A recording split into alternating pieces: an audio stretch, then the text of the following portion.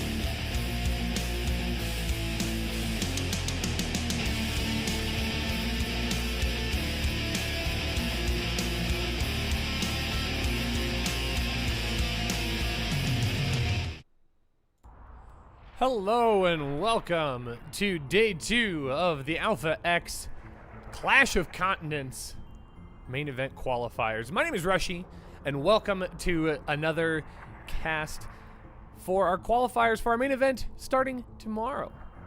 Yesterday, if you joined us, you saw the North America qualifiers happening right here on twitch.tv/AlphaXSC2. But today, we are jumping across the pond, and we are going to cast the European qualifiers. So we're so glad that you're able to join us. In the chat just now, I popped in the link exclamation point multi. We have a French stream going today as well. So if you find yourself speaking French or preferring the French language, you can head over to them at Hydras and Colossus. They will be doing a French stream of a different game than the one that I am currently casting, which will be a TVT to start off our afternoon. We'll talk about bracket and players in a few minutes or so. But right now, let's hop in to our first game of the day. It's going to be here on King's Cove, spawning in the bottom right-hand corner. Our blue Terran playing for Alpha X. This is Uzi Cody. And spawning in the top left, this is our red Terran, playing for a team I'm not sure. I'll have to look it up here. This is AC Infer. I'm sure I'm going to look it up, and it's going to be, like, ridiculously obvious. But we'll have to see what we can come up with. Doesn't look like I can get what I need to know. Oh well. This is a TVT on King's Cove here. We don't have a whole lot of action opening up quite yet. Both players opting to go for barracks in their own base. However, AC Infer is going for the second barracks almost immediately. Uzi Cody's going to opt to go into barracks, into a command center down on the low ground. So right away from the beginning, we are going to see a slight difference in the two players' builds. Reaper's going to be coming out for both players almost immediately, but what will set things apart is going to be this third barracks that's coming down as well. So it looks like we're going to get some 3 racks Reaper opening from our red Terran player, and that's going to be problematic here for Uzi Cody, who's going to have a command center on the low ground and a severe disadvantage when it comes to the Reaper count. Going into a factory, so doing a little bit more of a standard open for Uzi Cody. But it's going to be a little while before these Reapers do finally make their way all the way across the map. Only one so far. But 2 more are in production, so we will have 3 Reapers that will more than likely come across the map all at once. The longer they wait, this might actually get a chance to finish. How crazy is that?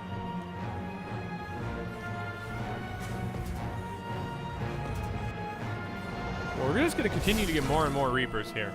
So this is going to be 3 racks Reapers at its finest. He's just going to do it all the way from home.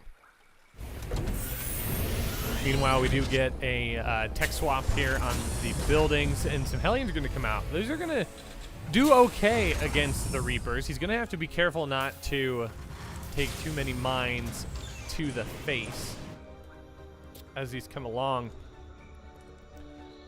The command center is allowed to finish. Orbital command is going to be researched here, and that is going to finish long before this starts to cause any real issues. A Marauder is going to come out of the Tech Lab barracks. We'll have to see how much help that creates as these Reapers are going to come out on the backside of the base, immediately going to start gunning down workers. 2 SCVs fall almost immediately. 4th and 5 coming down as well. Some really good focus fire by the Hellions, and they clean up most of those Reapers. 2 more coming across the map here, but 7 workers gone down for Uzi Cody. There is a slight lead in the worker count, but Uzi Cody's got 2 orbital commands. AC Infer's only now working on getting his second one down. And he does spot the other 2 Reapers here. These 2 Reapers are going to hop on in. Hellions are going to be in a reasonable position to clean the rest of this up. So no major worker losses from here on out. And now it's just going to be pressure across the map. There's a bunker going down, but only 1 Marine to fill it currently. Concussive shells and a stim pack are on the way, and that will be useful. But I think it is going to provide kind of an issue here. A medevac full of 3 Marauders is going to be helpful here. But just that 1 Marine is going to zone all of this out. Reaper hops up on the high ground to see what's up here and does see that the Tech Lab is going. But Concussive Shells is going to be allowed to finish. Oh, fortunately he had the best intentions here, but couldn't quite make it happen. So he is going to use the buildings as a way to kind of kite some of this damage back. And he does a really nice job. He elevators up all of the Hellions here. Does kill the Tech Lab, but as we know, that's not a major issue here. Oh, the SCVs do get pulled into the fight, and they are going to get roasted pretty hard here. Good amount of workers is going to go down for AC Infer, which is going to send the worker count and worker lead back into Uzi Cody's favor. 15 SCVs goes down before this medevac finally pieces out and finds a little drop location down here at the natural, but not actually going to drop off, just kind of creating some pressure. It's going to be the Liberator coming across the map that will end up doing the most work for Uzi Cody. But Uzi Cody's putting himself in a really nice position here. 36 workers to 18. Widow Mines are coming out here, but that feels kind of like a desperate play for our red Terran. Liberator sieges up right on top of the barracks, which creates an awkward little position for our red Terran player. But Uzi Cody definitely has control of this game. He's got map control. He's got pressure here, although this medevac is rather weak. These 2 Marines will continue to hold those off. Liberator's going to siege up on the south side of the natural. just to create some more pressure for our red Terran. But third base is going to go down rather uncontested. Marine's going to come across the map on foot and see what is actually happening. He is going to scout the timing of the third, but he's not going to get much else. That tank will promptly take care of everything. And AC Infer's in damage control right now. Ooh, does manage to clear out the mineral line here at the natural with the drop and the Liberator, but does save most of the workers. In fact, actually, those I think are some workers that came from the main base. Scan goes down to see just how far behind he actually is, and he does catch a glimpse of these Vikings coming across the map as well. It is going to be mech as the choice of tech for our Terran here, as we continue to increase not only tank production, but Hellion production as well. And that's going to be great against this bio force of AC Infer that is slowly building up. Despite the fact that they are so drastically different in supply count, the army count is not that far apart, 42 to 39. So AC Infer could jump on top of Uzi Cody here and get a favorable trade, but he's got to be very careful. Stimpack and Concussive Shell alone will not do this. No upgrades otherwise on these units, so they do need to be careful. Scans ahead to see where the mech is placed, and it's going to be a timed out stim here to jump on top of everything. Nice little splits here to minimize the tank damage, but he's going to have to engage against these Vikings that will inevitably push him away. Or he's just going to dive hard into it. Cyclone's going to roll across the map, but immediately get chunked away by the tank. And this is just going to be too much blue Terran. The tanks are just going to be a little bit too strong. Meanwhile, back at home, finally getting a +1 armor on these bio forces. And Uzi Cody's just going to continue to claw his way further and further ahead. So this is looking very good for our blue Terran, picking up pre-infernal igniters as well. Continuing to get more and more tech. Third base is finally on the way for AC Infer, and he just decides to tap out. GG is called. Game number 1 going to our red Terran. No, blue Terran. Excuse me. GG, well played. So we're going to go into game number 2 here very, very quickly, I assume. But Uzi Cody taking a very, very convincing game number 1. All right, let's talk about our bracket here. So this is a qualifier event for our main event that will be happening tomorrow right here on twitch.tv/alphaxsc2. Yesterday we had the North American qualifiers. We actually had a low turnout for those qualifiers, so we ran a double elimination bracket to give a little more content and give our players a little more opportunity to play. But today will be all single elimination games from left to right on the bracket. I'm going to try and pop this guy up. We're going to see how best that'll work. Oh, beautiful. So you can see we've already got people scored in here. We have Art and Gerald at the very top of our bracket. Right now we are looking at Uzi Cody and AC Infer. Tokon and Firefox are happening over on our French stream. That's twitch.tv/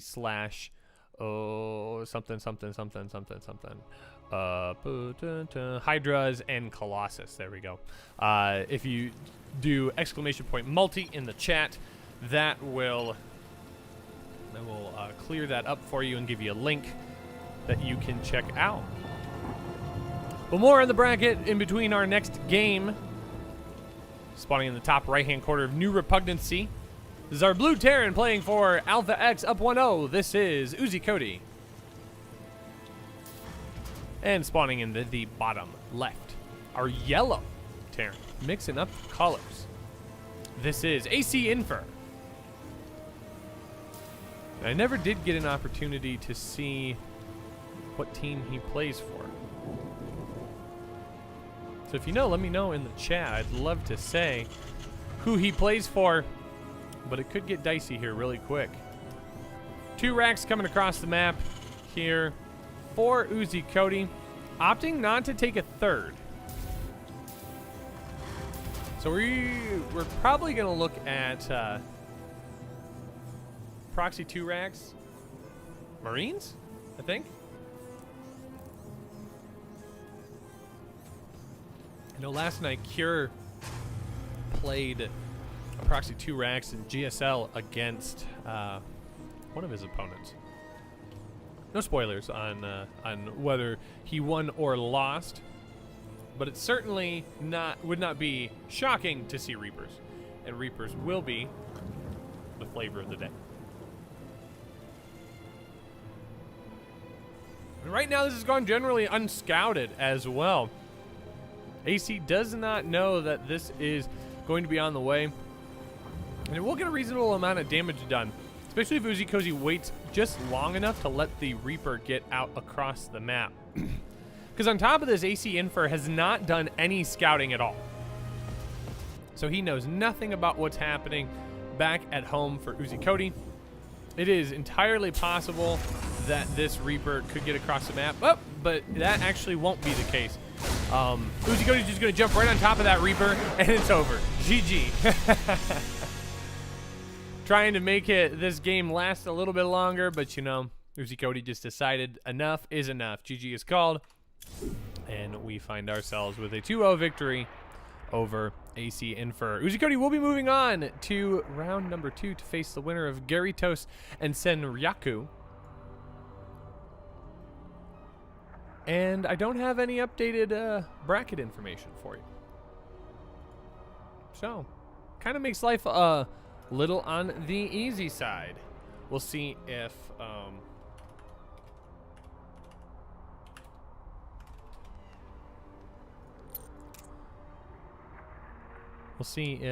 we've got any other games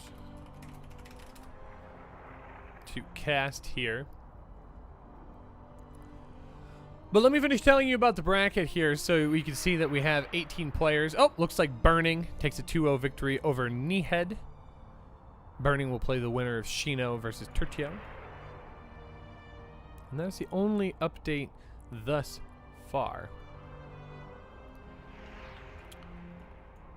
But our players will be fighting here. Single elimination bracket. We'll get down to the semis. Semis will be a best of 5, and the finals will be a best of 5. Our 2 finalists will be automatic qualifiers to our main event tomorrow, which will be held right here at twitch.tv/alphaxsc2. And it will be the Clash of Continents between the North American qualifiers versus today's European qualifiers. It's a team of 3. First 2 finalists will be automatically qualified, and the team captain, the winner of the finals, will get a chance to pick a 3rd player. So yesterday it was Asuna and Printf, with Asuna taking the victory in the end. It was actually a really great finals. It went all the way to the 5th game, and Asuna just kind of flexed his muscle here and made some really good games, but Printf did not go down without a fight. They picked Starkiller as their 3rd player to join the North American team. And we'll find out who today's finalists are for the European qualifier. And we'll see who ends up getting to play for that team. But for now, guys, we're going to take a short break. We'll get everything set up here and try and find another game. Actually, we might just be able to jump in here. If we do, that's excellent. So we're going to be patient. Aha! That is a platinum banner.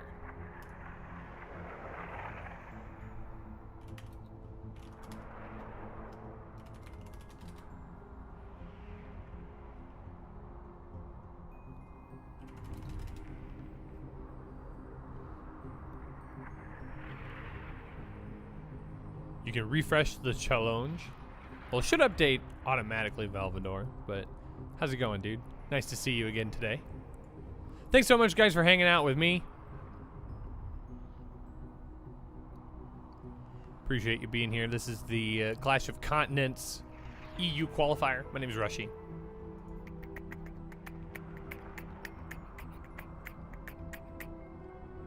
Yeah, we're going to take a short break here. We'll let these players get set up here. It won't be long. We'll be right back after this quick break. Don't go anywhere. Nuclear missile ready.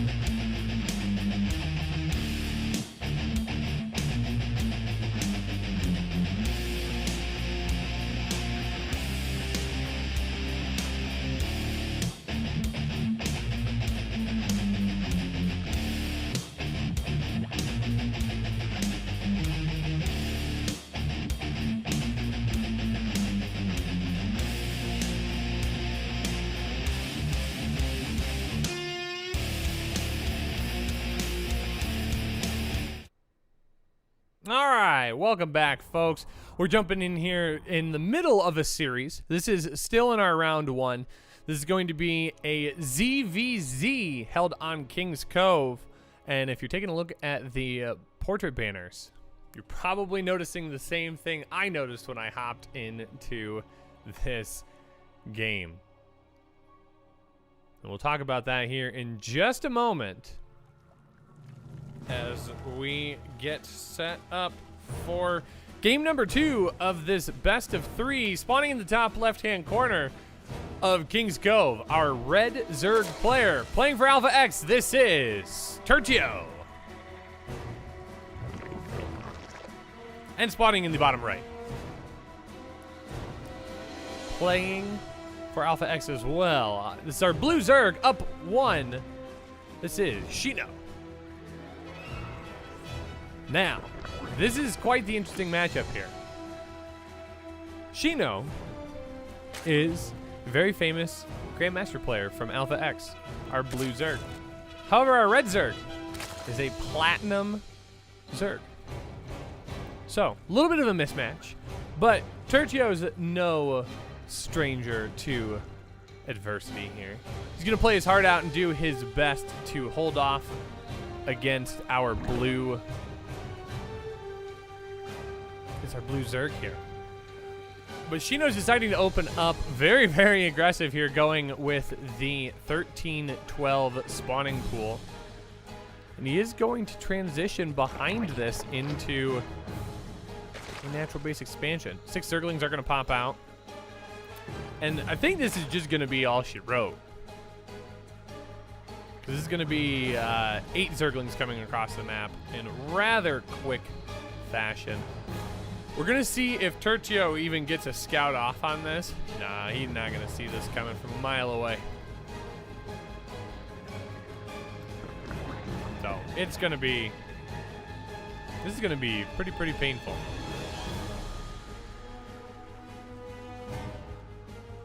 But we'll let Tertio take his shot.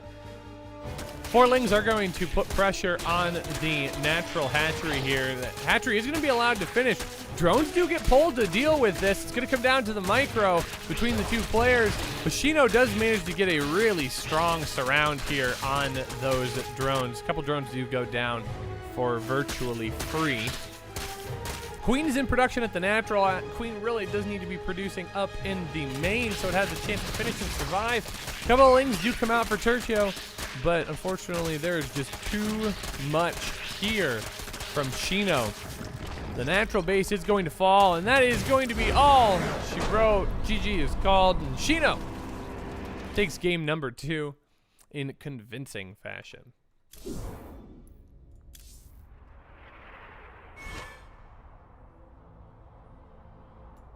So GG to both of our opponents, but Shino will be moving on to round number 2. He will be playing Burning.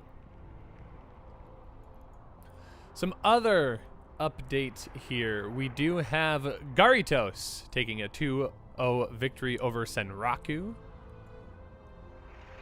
We just saw Shino and Tertio finish up, and then it's a 2-0 victory for Shino. We're still waiting on Thordrop and Cuckoo, Tokon and Firefox to finish up their series so we can figure out who's going to be playing Art and Gerald. So we'll be moving on to the round 2 of the bracket. Again, guys, there is a French stream as well that you can check out. I just clicked that link in the chat a couple of minutes ago. Make sure to check that out. You can do the multi-twitch, or you can check them out directly. They will be casting a different game from the one that I'm casting. You can find them over at twitch.tv/Hydras and Colossus if you would like to see some French stream. Please do that. That would be outstanding. Guys, let's take a moment to shout out one of our sponsors here. Events like this would not be possible without support from 24 Hour Fitness. Memberships for 24 Hour Fitness can give you access to either just a single club near you or to all 436 locations nationwide. If you want to achieve your fitness goals and attain your dream body, 24 Hour Fitness will help you accomplish them. So find out more by checking out their website and giving them a shout. Tell them thanks for supporting StarCraft Esports. And with that, guys, we will be right back. We will go ahead to a short break. Don't go anywhere. We've got more games coming just after the break. My name's Rushy. This is the Alpha X Clash of Continents EU qualifier. Folks, we'll be right back right after this. Nuclear missile ready.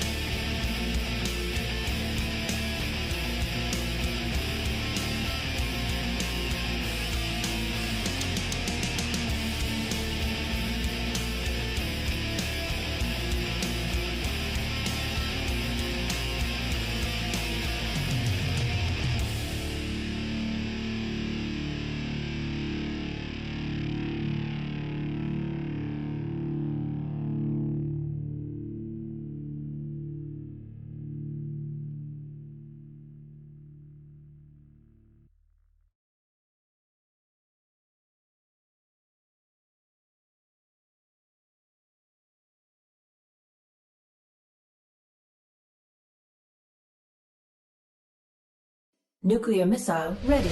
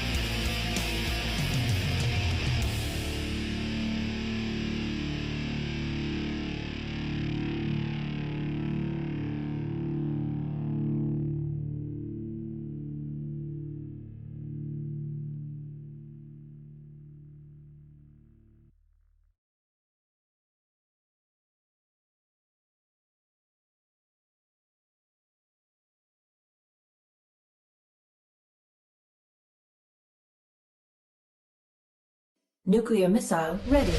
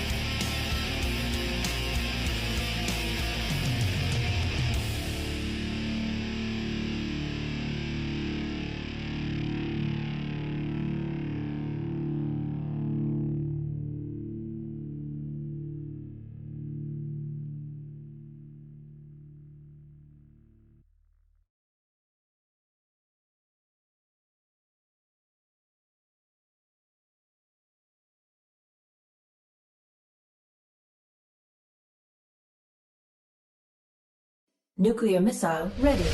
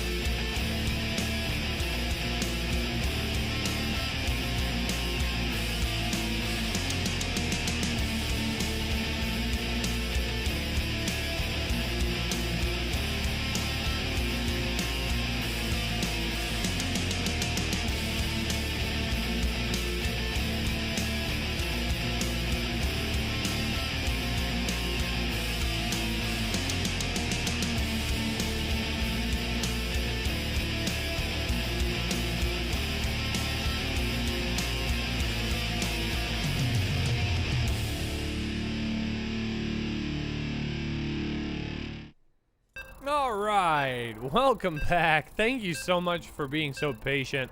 The series that we were supposed to get into, I guess, overlooked us. Rip. Sad day. So, we are going to hop in to a very, very exciting match here between two excellent opponents. It's going to be a ZVP between two Grandmaster level opponents. Pretty excited here. This is going to go very, very well. Spawning in the top left-hand corner of Thunderbird is our blue Protoss player playing for Blazer. This is Geralt. And spawning in the bottom right-hand corner playing for Alpha X, our Red Zerg player. Give it up for Firefox.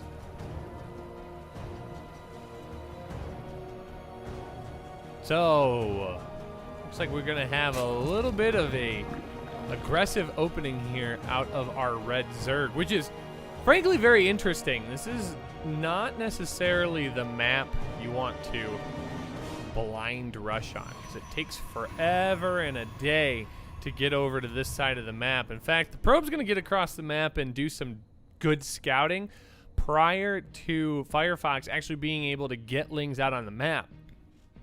What makes this map interesting are all of these mineral fields that kind of divide the map into pieces, where if you take your workers and you bulldoze these down, there's only 5 minerals on each. So really all you have to do is just take 1 worker and it's all set and ready to go. Oh, does manage to get the hatchery down into place. That is impressive. But the probe is going to immediately scout these Lings, and what is going to be the response here? The wall is just going to go up about as quick as possible. The drones are getting pulled as well. So the hatchery was actually a fake. Very, very interesting. I'm not sure that Geralt is going to see this coming. Oh, look at this. See, this is actually very, very clever. I love this. I love this. Taking some of the workers here. Does he have a full wall off? He does. But these workers are going to be able to just drill on through and cause some problems here. Probes do get pulled off of the line, and it's not an entire amount of them. But Firefox does need to get the kill on the pylon, which he does. So there is no production now. There are only shield batteries and 1 zealot. We're gonna have to see how much damage can actually be done here. He does need to pull all of his resources to... I feel like that pylon would have been a great place to attack, but he actually just wants to get on top of the potential production here. Nexus was canceled, and the workers are just gonna go back? But what? No. He's just gonna send the workers home. I guess he feels like he's done enough damage here. So Cybernetics Core does get built up here as well, as along with another gateway, and he's just waiting for Zergling reinforcements. That makes sense. But he is going to have to get more work done if he wants to stay in this game. He's going to put pressure on the gateway, and I think he can just kind of go for it. Yeah, this Zealot needs to be very, very careful. This group of Lings is looking to get in between him and that, and another Cybernetics Core is going to be produced. But he absolutely will not let that Cyber Core get finished. So now it's going to come down to killing this gateway. Firefox really does need to kill this gateway off. Otherwise, he's going to have 2 zealots to deal with, and that might be too much for our Red Zerg. And he does manage to kill that off despite the shield battery. And now suddenly we're in kind of an interesting territory for our Blue Protoss. He just can't seem to stabilize. Meanwhile, Firefox has taken all of his drones back home. He is mining up once again. But I don't know what he's waiting for. He's got 300 minerals in the bank. Oh, he's supply blocked, of course. Oh, Probe did manage to get down here, and he is going to be able to chrono out a second. Zealot. Oh! This could actually be very, very scary. Another Cybernetics Core going to go down. And this surround is not going to be good enough. He really needs to take out that pylon. The pylon is going to be his source of strength. He might pick up 1. No, he doesn't. It has 4 health. Ah! So now Geralt is suddenly in the lead? You're kidding me. After all of that, after 3 minutes of chaos, suddenly Geralt finds himself just in the lead. Well, okay then. Both players going for their natural expansion here. Stalker is going to pick up the Overlord, so the Overlord's days are numbered. But this is quite the interesting predicament that both players are in. Firefox is actually insanely behind as it is at this point. Geralt had a very sizable bank, was able to drop a lot in terms of technology down. Oh, so Firefox does manage to pull this out of the Stalker's harm. Stalker is going to find other means of torture as well. Void Ray is going to come out as well as the robotics facility. I imagine that's going to be a warp prism. Either that or an immortal first. Stalker does manage to kill the Overlord down, and that is going to create some issues for supply with Firefox as he was busy trying to pump out roaches. But I don't think that that is going to be the best possible choice. Yep, Warp Prism first is going to be the choice of Geralt, and I think that is the right way to go. Lings are going to get across the map here and do just absolutely nothing. Void Ray is going hunting for overlords. The biggest fear right now that Geralt would have is Nidus play. And that's exactly what the Void Ray is going to be here to push away. So any overlords that he happens to find, he's just going to turn on his laser beams and just take care of business. So this is kind of a do or die moment here for Firefox. He's got to deal game-ending damage, and right now he just doesn't have anything that shoots up. This Oracle is going to maybe turn on its beam. No, he's just going to let the Void Ray do all the work. Not surprising in the slightest. Again, this is kind of a do or die moment. He does manage to get a couple of Lings in, but a very clutch sentry will stop the Ling flood from actually getting any work done. And I think that there is just going to be enough damage dealt here that Firefox isn't going to have anything to stand on. That is absolutely going to be the case. This Void Ray is a hero.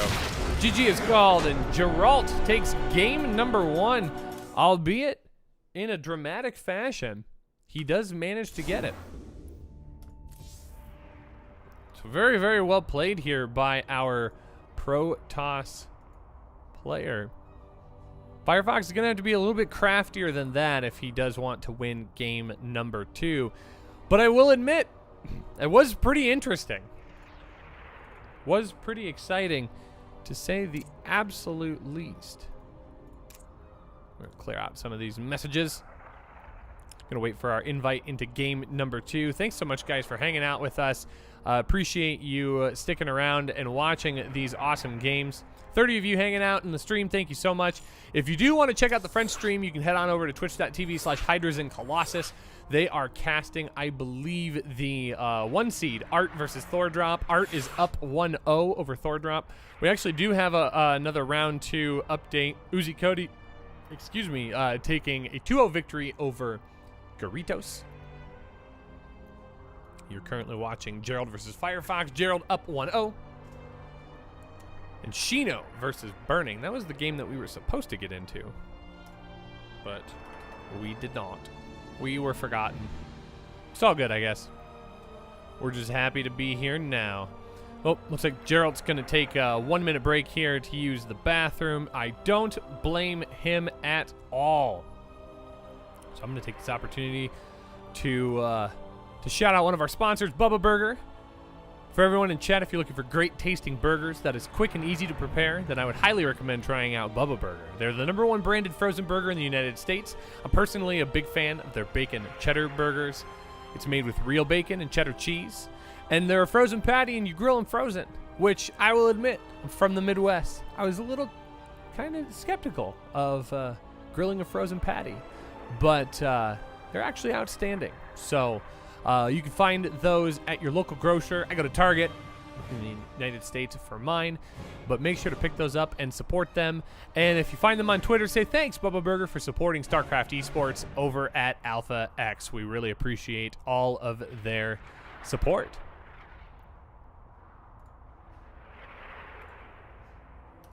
And we are just waiting here patiently, going into game number 2.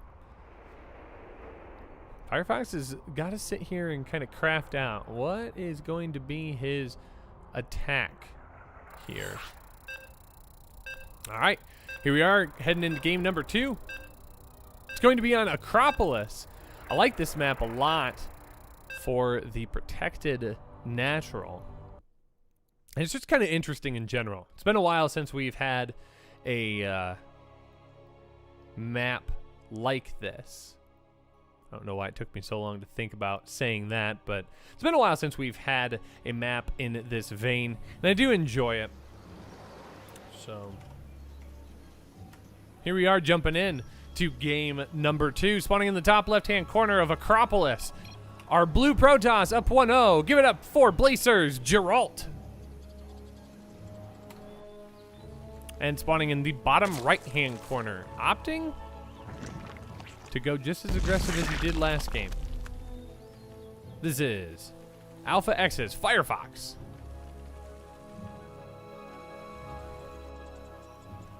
Okay. So, it looked like it was going to be aggression out of our red Zerg, but instead it was just going to be an extractor trick to get a couple extra workers out. I rather like this map for Zerg, mostly because of this nice little choke where you can easily protect a second base, even against the most aggressive of opponents. And it takes just a little bit of time to get the Protoss over across the map so the probe can do some harassment, maybe block a hatchery and delay the opening for your Zerg player. But because of Firefox's timing, he's able to get the hatchery down with plenty of time to go. Probe is going to come in here and do just a little bit of scouting. Meanwhile, back behind this, he is going Nexus before Cybercore, so Geralt's opting to play rather greedy himself. But once again, this is so easy just to kind of wall off, and suddenly you're sitting with a not so easily attacked main. And you can get flying units in, but that's kind of that way with every map. And then a nice little choke here. So you have to run Zerglings into this tiny little gap. And in fact, actually, this is about how big that gap ends up being. So not that easily accessible. So it makes sense for both players to open up a little less aggressive. 8 Zerglings are on the way out for Firefox. So he is still going to put some pressure on from the get-go. And I don't disagree with this.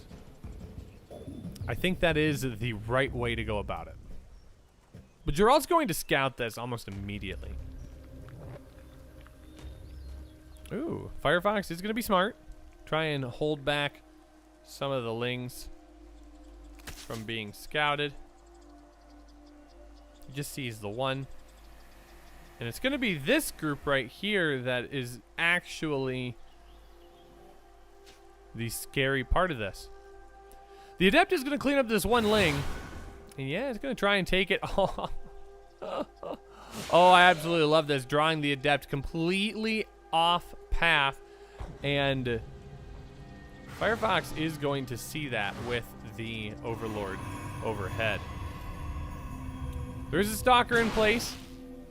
So this is not a dire situation for our blue Protoss. Oh, Stalker getting recalled behind the wall. Clever little trick.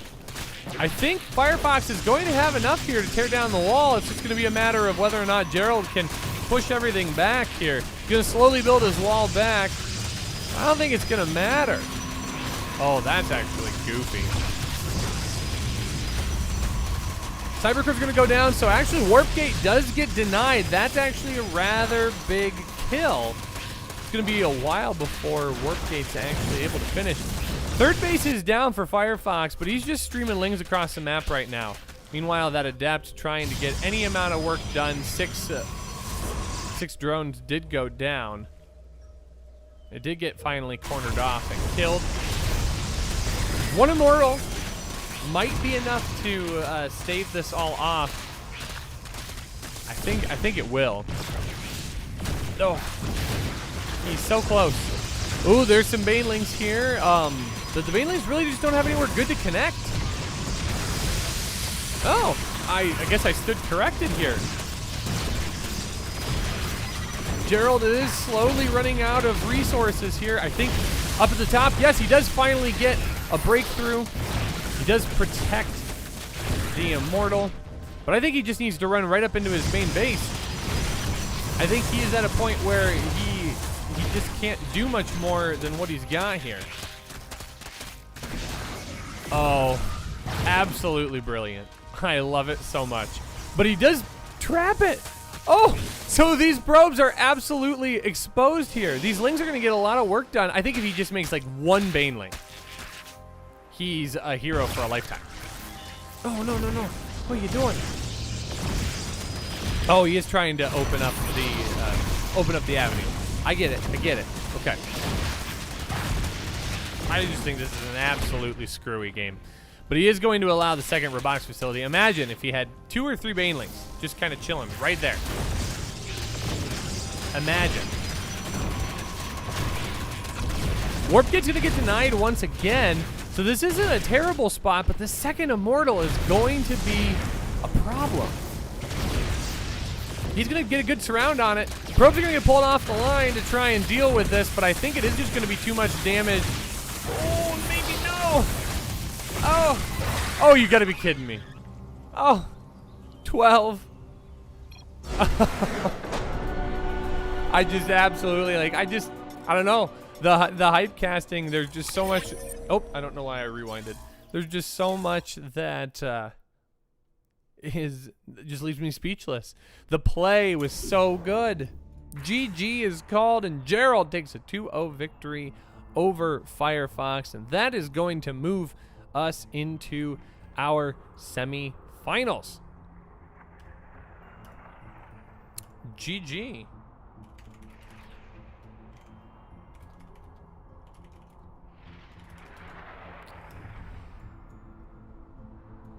So, the good news is our top semifinals is set and ready to go. It's going to be Art versus Uzi Koti. In our first semifinal match, Gerald will play the winner of Shino versus Burning, which is actually still going on as we speak. So, we will have a moment here to get set and move forward. So we are going to cast both of our semifinals. The winner of these semifinals will be automatically qualified. Oh. We'll be automatically qualified for our main event on tomorrow. But it looks like we are set and ready to go. All sets of casters appear ready. I think we are ready as well. Oh my gosh. No break, no rest for the Wicked. Workard.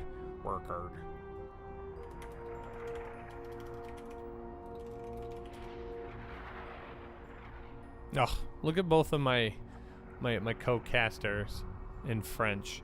They're both masters, guys.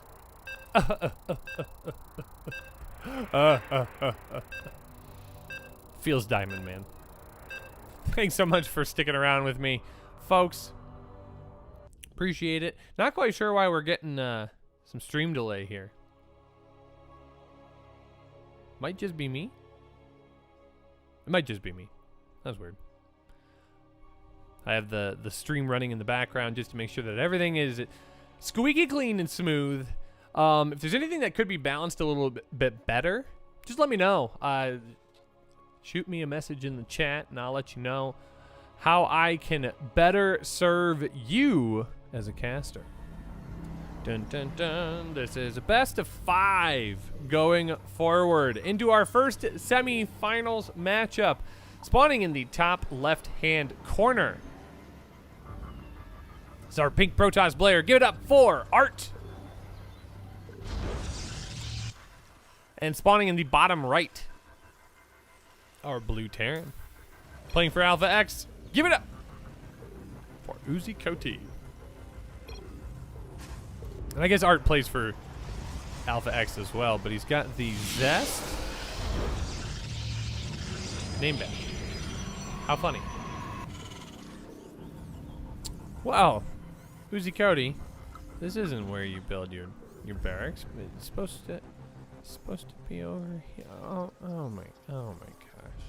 Somebody teach Uzi Koti how to play the game, please. What the heck? So this is going to create interesting confusion for Art here as his probe does get sent across the map. It's game number 1 in the best of 5, so this first game can easily be a toss for both players to try something funky to get everybody's blood flowing here. But he sees that there's no barracks. He's going to kind of check around and see, well, I mean, there's no barracks here. So he is going to kind of peek around and check and see if he needs to defend a proxy, but the proxy's all the way down here, my dude. Oh, and he sneaks the worker in. Okay, so he is going to scout the proxy here. So this is going to get spotted. The Reaper is going to be able to clear this up, though. So one probe is going to go down. But that's the end of the shenanigans. I'm not quite sure what else to say about that.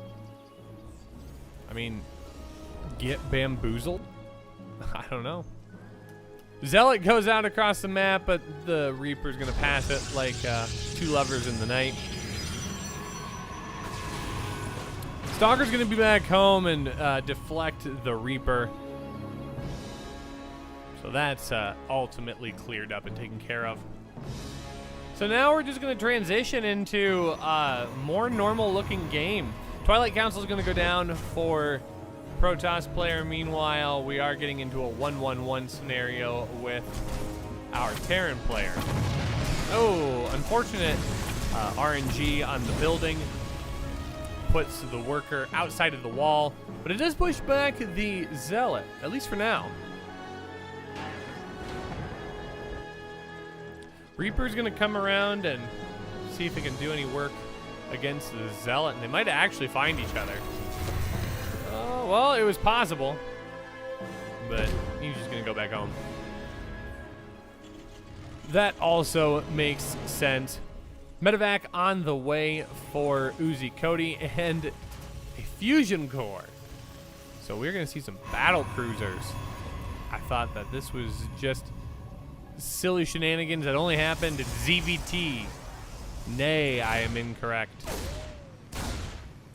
The Zealot's gonna finally get picked off if it doesn't get recalled back home. Oh. Art's got all of the tricks of the trade. 3 Hellion drops gonna come into the main here to try and get a little bit of economic damage done, and this would be very, very advantageous for Uzi Cody if he can make this happen. Battlecruiser is in production, so there is a bit of a follow-up here.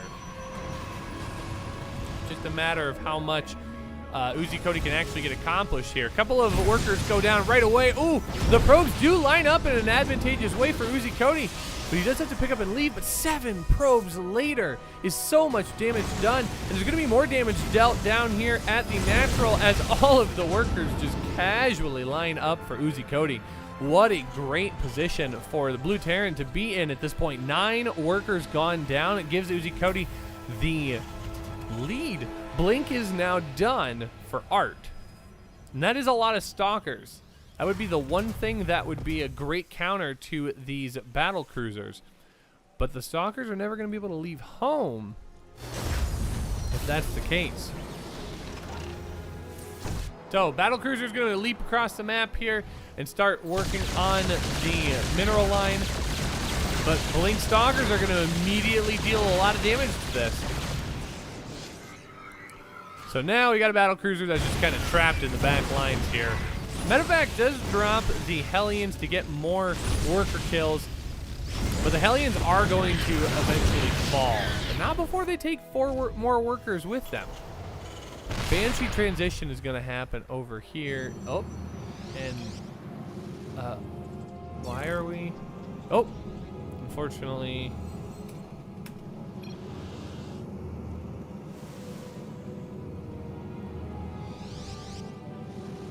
We're gonna try and pause the game here. Unfortunately, our French caster here is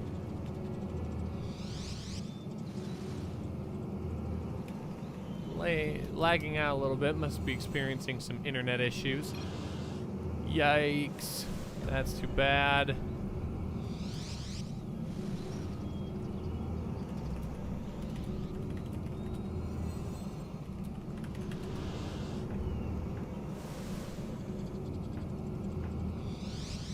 We're gonna do a quick pause after the lag, just to get everybody set.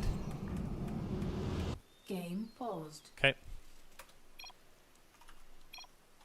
Game resumed. There we go. All right. So, Rip Mitch. Can we get an F in the chat for our French stream? So we still have a battle cruiser kind of tucked back in the corner.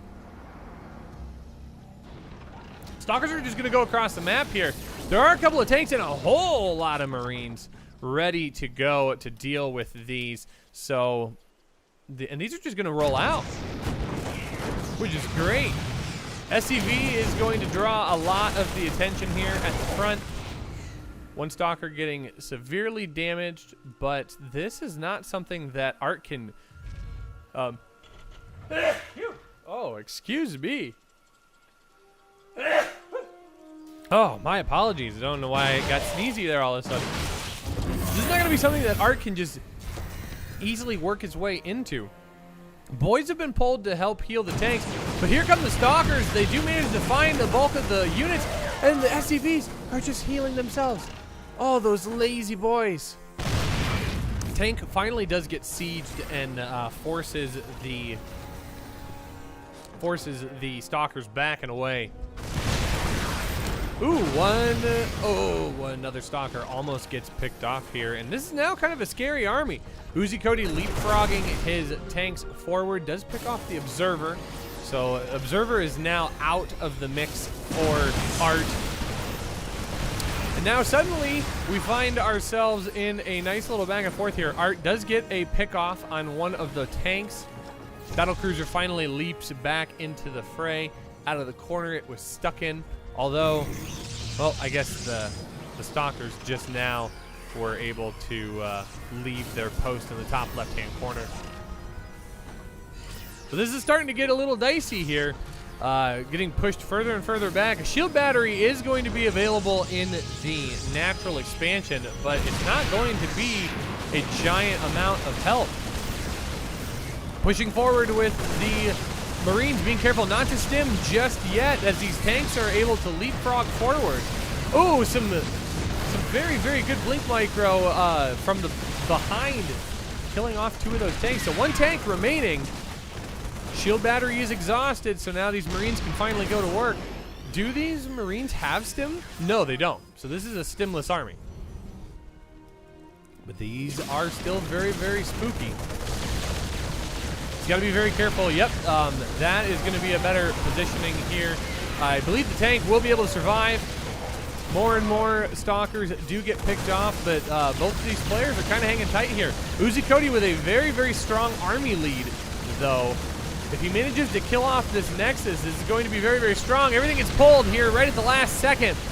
The tank, does finally fall, but at the cost of so many Stalkers. Uzi Cody is able to just push forward here. He can just, yes, he can just gently tap this Nexus, and the Nexus will fall. And suddenly, Art is in a very, very tough position. And what is in production here? Oh, slowly working on getting Stalkers around the backhand side, which is very, very interesting. 11 probes do get killed from the lower expansion, but this all feels like it will be in vain. Arch is going to go across the map. He's hoping that Uzi Cody doesn't have anything at home to defend this, but he does have a tank on rally, so he is going to be able to protect this at home with at least something. But this is now becoming a straight off base race. Really good positioning on the tanks, but Blink is going to prove to be a little bit too strong. And suddenly, here at home, Uzi Cody is going to be forced to endure more Blink. Oh, I don't know why that suddenly just started. Oh, I think the French restream is just being fixed. So we're so glad that they are getting set up here. Workers get pulled off in the line to deal with these deal with these stalkers, but I'm just not entirely sure what the best case scenario is going to be. One tank does get pulled out here. Oh, and this is great. It's going to pick off a couple of stalkers before they end up dying. But every single building is going to get picked off here in the base of Art. Art's already got a... Oh, he's got another battle cruiser. Oh, baby. GG is called. Uzi Cody hangs on just long enough to keep himself in this game number 1, and he does take the win there.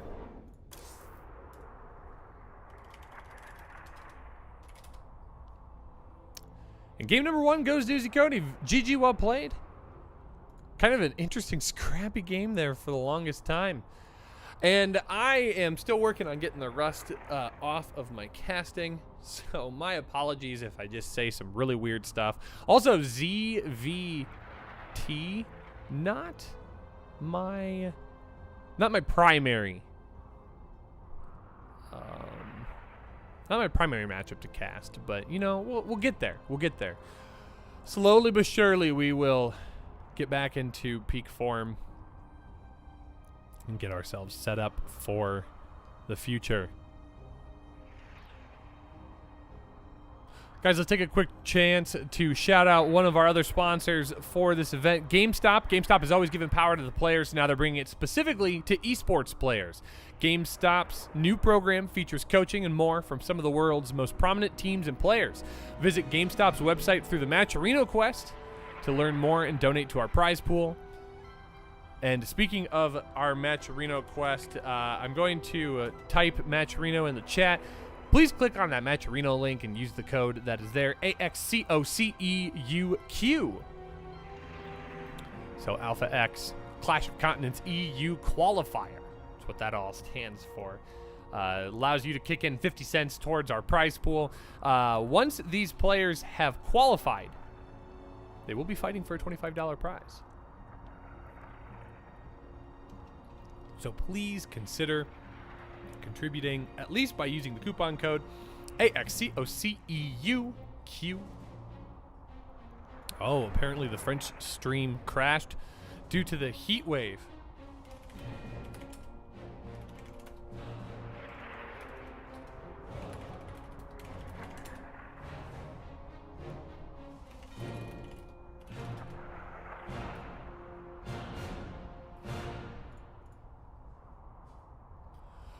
All right, so getting ready for game number 2 here.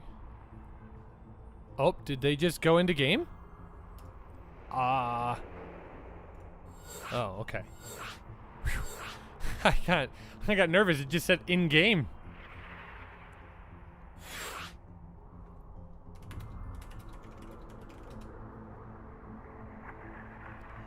Alrighty, we're in the lobby.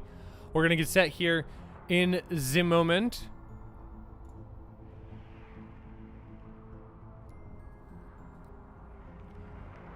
Yeah, Miguel just posted a couple minutes ago the multi-twitch of our tournament. So you can check out all of our English cast here at Alpha X SC2. And you can also check out the French stream, which is actually back up and running. Twitch.tv/Hydras and Colossus. So hopefully we will get set here and ready to go. Yo, Captcha, thank you so much for the follow. We appreciate all the support, guys, whether you follow, whether you donate to our Matcherino, whether you subscribe. It's all helpful in many, many ways. So thank you so much. We're really glad that our oh, I need to keep it over here. We're very glad that our French stream is back up and running. So that's a good thing. But here we are getting into game number 2. Oh, well, we went flying there for a moment. Oh, baby. Oh, I did it wrong. Spawning in the bottom left-hand corner of New Repugnancy LE. This is our pink Protoss player, down 0-1, looking to score a win in this series. This is Alpha X's Art. And spawning into the top right, our Blue Terran. Playing for Alpha X as well. Give it up for Uzi Kochi. Yeah, guys, quite the heat wave that's going on in Europe right now. I'm actually a little surprised that we aren't getting the same amount here. Did he see that? No way. No way he didn't see that. Unbelievable. Literally just like a frame. It's ridiculous. I'm surprised that the US isn't getting in on this heat wave as well. It's actually been a rather mild summer, all things considered. Very wet so far. I live in Iowa, so I'm in the Midwest. But very mild. Droptimus has a nice 61 degrees here. I'm actually sitting at like a pleasant 71 in my house. So rather pleasant myself. So the cybernetics core is going to go down way in the back just to protect against any possible shenanigans here. He is going to find this eventually. Yep. Does get scouted. But meanwhile, the factory goes down back at home. Is he going to try and... No, he's not. He's just trying to get up into the main base. And he can't because it's blocked. So, probe is going to come back home. But the Reaper is going to be in the base. Oh, he actually kicks the Zealot towards him. That was unintended, I'm sure. In a moment, this Stalker will come out and be able to push this all back. But he does manage to get one probe. So, I guess better than nothing. Hellion in production? Not quite. Oh, that probe literally could have stopped that from happening. Art not quite on the ball with that just yet. But that's fine. Art's going to push across the map, though, with the Zealot and the Stalker. Zealot's already halfway across the map. Is the Stalker faster? Oh, absolutely it is. Watch this Stalker just start to zoom onto the screen. There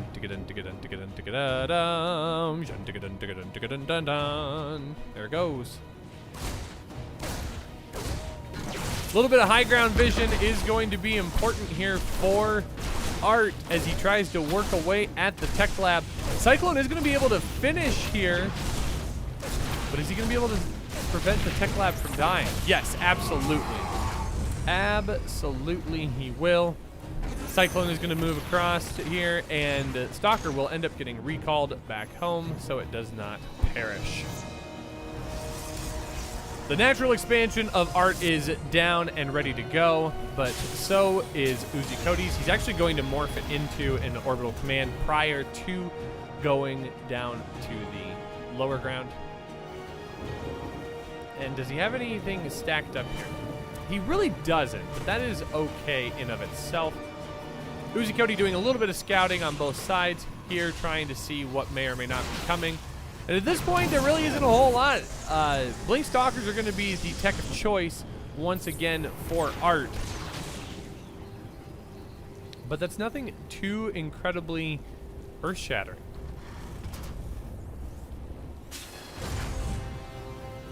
Now, finally, we do have some workers down at the lower expansion here. Yo, Daunted, thank you so much for that tier 1 sub. 6 months in a row. Can we get some love for Daunted in the stream chat? Thank you so much for supporting not only our team, but this tournament series as well. Art continuing to chug forward along with his economy is going to get the Observer here, so this is going to be a big timing here with Blink Stalkers. This is going to be very, very pointed aggression, but a couple of tanks are going to make this a rather easy defend on the part of Uzi Cody. So one Stalker is going to go out across the map and start doing a little bit of scouting. More Marines keep flooding out. And this is actually going to be where things stop for right now, because this is going to be a timing. Oh, this could be interesting. All the Stalkers are still at home, so this is okay to deal with. But Art has now shown his hand that there are Blink Stalkers on the menu. One Stalker does get picked off, and the rest are out on the way. So these are going to meet in the night here. We're going to see what happens. It's going to be the Blink Stalkers getting the free shots here with the Blink. Ooh, one Stalker does get dangerously low. A few Marines do get picked off. But now it's going to be the same kind of push potential that Uzi Cody had in the last game, and it worked out very well. Tanks are going to get sieged. They are going to leapfrog their way forward, so slowly but surely this is going to find its way into the natural of Art, but Art is going to try and get a good surround on this. There's going to be a big blink forward. He's got to be careful that he doesn't just throw away all of the tanks. The tanks do get sight of it pretty quickly. And now the bunker is going to go down. This is going to be a sandwich for the sentries. Oh, this Marine doesn't know how valuable it is. Oh! Tanks are going to start firing here as the tank continues to barrel on forward. Bunker is going to get finished. It's just going to be a matter of when this decides to happen. The reinforcements coming across the map alerts Uzi Cody to the fact that these Blink Stalkers are here, and they do blink forward. A couple of tanks do go down. The forward bunker does get finished. So these Marines do manage to jump right on in, and that's a lot of damage dealt to Art without killing absolutely everything of Uzi Cody. One more tank does go down as well, so now the work on the bunker can begin. This bunker will burn down here in front. And this now creates a very odd position for Uzi Cody. This is not the position he had just one game ago. And all of these Marines are going to get picked off and cornered. Whew. So this now provides kind of an interesting position here for Uzi Cody. Taking a third base expansion, so this is not an end-all, be-all. And economy-wise, this is actually rather close. Uzi Cody is going to maintain the edge here with the mule economy, but look how dangerously close that is. I absolutely love it. I wish I knew how to bring up the income graph to show the relationship between the two players. The third base does get canceled. Very, very well done by Art. So the third base is actually going to get started here off to the side in a little bit more advantageous location. More tanks, more Marines are on the way. That will continue to be the telling tale. Psystorm is actually coming in as a follow-up here. So it's not going to stay on Stalker Tech forever.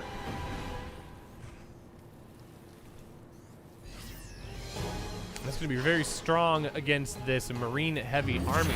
But it looks like Marauders are going to get mixed into the fray as well. Two sets of tech labs going down on these barracks to allow for Marauders to be mixed in. And I'm not quite sure how I feel about that either. That's not going to be incredibly strong against the High Templars, if only just to have something that will soak up Psystorm just a little bit easier. Meanwhile, third base does get fully saturated here for Art. I think he pulled probes. He pulled probes from the main. Yes, he absolutely did. So while this does look like 3-base economy, it's really only 2.5. So Uzi Cody is not in a terrible position, sitting on the same worker count. Stalker's continuing to look for more damage here as the third base does get floated in. Tanks doing continued work, making sure that Art isn't just allowed to waltz on in and deal what would be game-ending damage. I mean, as if third base goes down, I'm not sure that Uzi Cody has what he needs to push across the map and win.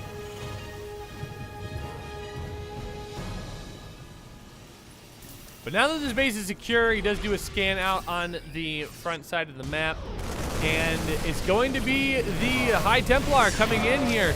Lots of charge lots to soak up some damage here up front, and ooh, big storms landing on a bulk of the army here. Oh, making that incredibly difficult for Uzi Cody to navigate through.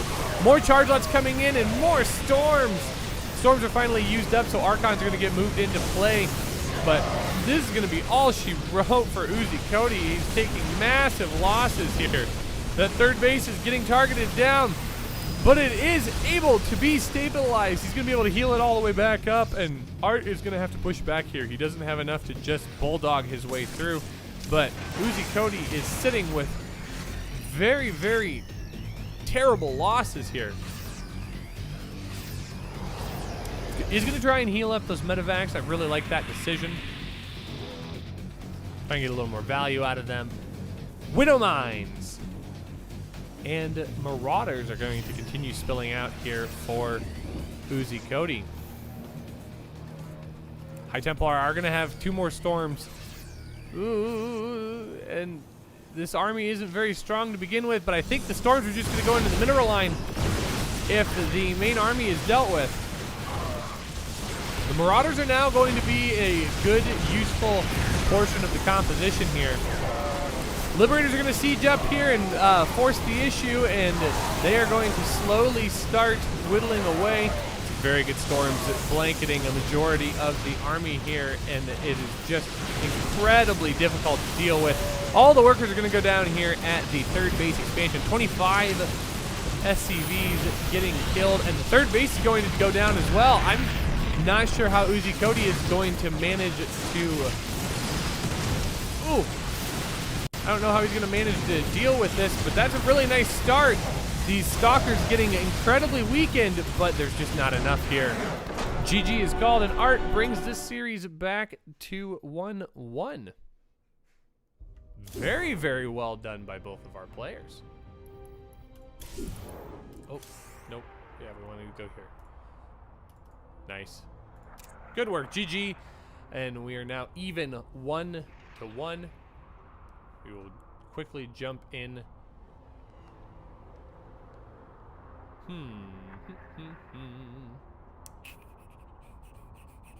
going to be able to jump into game number 3.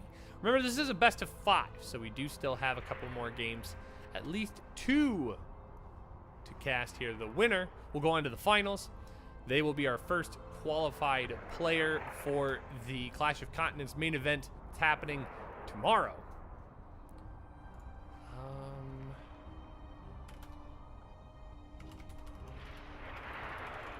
I need to take a 30-second bio break. Guys, I will be right back. Don't go anywhere. This is the Clash of Continents. My name is Rushy. We will be right back in just a couple of seconds. Don't go anywhere. Nuclear missile ready.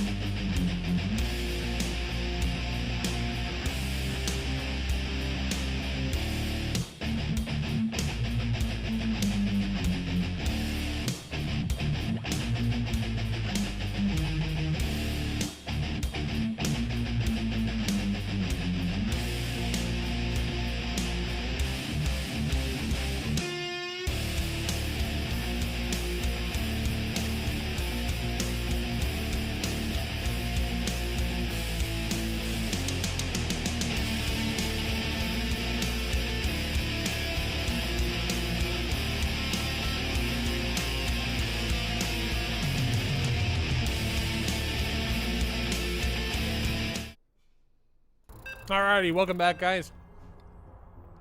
Thank you for being patient. We are going to jump into game number 3 here between these two players. Series is tied up 1-1. Still a PVT. We're jumping in on King's Cove. Spawning in the top left-hand corner of King's Cove is our pink Protoss player. Give it up for Alpha X's Art. And spawning in the bottom right-hand corner, our blue Terran. Give it up for none other than Uzi Koti.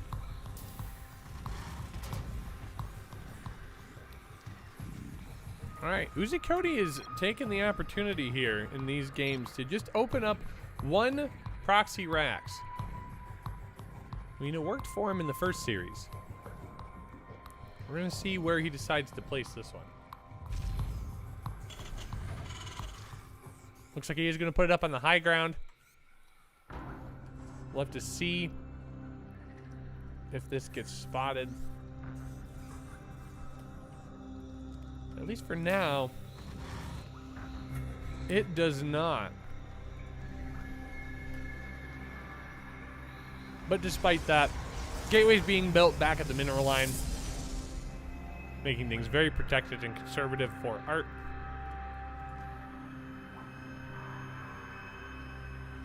I think if Art were smart, I think he'd put a pylon at the top of this ramp. Could be fun. I like how this all times out, though, for Art. Art scouts that the barracks is not at home and immediately times out with the Zealot in the main base.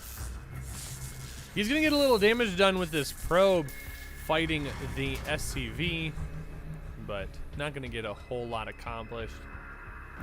But now the game is trying to figure out where these buildings are at. The factory is going to also be proxied this time as well. So Uzi Koti mixing this up just a little bit.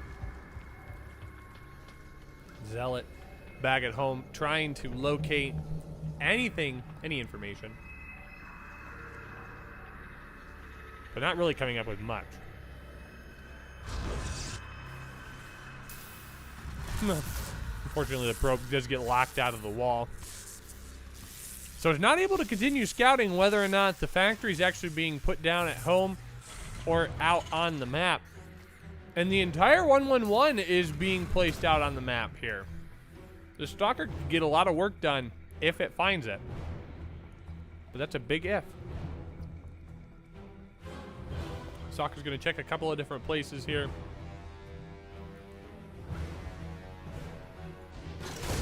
But the Reaper is going to get up into the main base.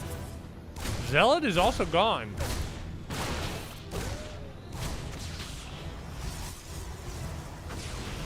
Stalkers are going to be able to chase it away.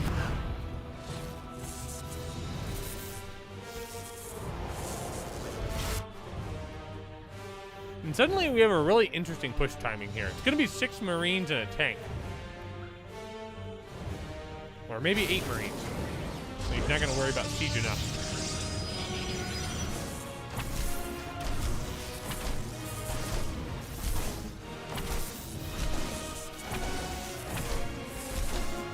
This one SUV is going to do enough work here to prevent anything too spooky from happening.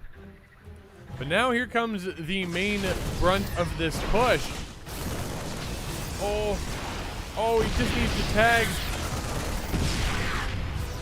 Oh, he just needed to tag the Stalker one more time, and he was going to have it killed. But the shield battery does manage to get at least a little bit of value.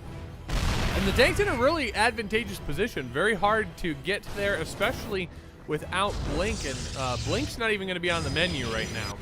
So Uzi Koti is in a rather good position here. There is one Immortal in play. Second tank does show up. Third tank on the way. Liberator's also out as well, so this is going to be a rather tough defense here for Uzi Koti. He's going to siege up on the ramp, and that's going to allow these tanks to just kind of scoot on forward. Very, very good patient play here by Uzi Cody, who now has full access to the ramp. I love it.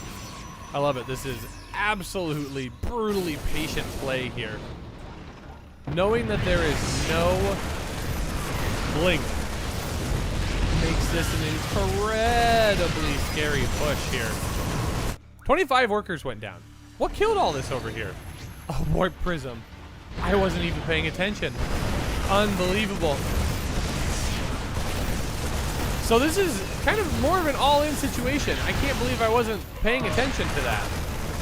Oh, see, that's where life gets a little dicey. But this is incredibly strong. This warp prism is able to create a fun little scenario, but there are enough Marines here to whittle away pressure at this. So this is not an end-all, be-all by any stretch of the imagination. 18 probes have gone down, and there is still a little bit of mining happening. Meanwhile, there really is not that much over here. Oh, just a couple of Marines to kill that off, and suddenly Uzi Cody manages to take the victory here. It was the one warp prism that was holding it all together for Art. GG is called, and we are moving on to game number 4, where our blue Terran is poised to move on to become our first finalist and our first qualified member of the EU team for tomorrow's Clash of Continents right here at twitch.tv/alphaxsc2. So we're by no means out of it just yet. But this is kind of a do or die moment here for our Protoss player. Oh. Boy, that was kind of exhausting to cast. Oh. Huh. Oh, he's done it. I have my second screen kind of in a disarray right now, trying to keep the bracket up and see everything that we need to look at. It's a bit of a juggling act.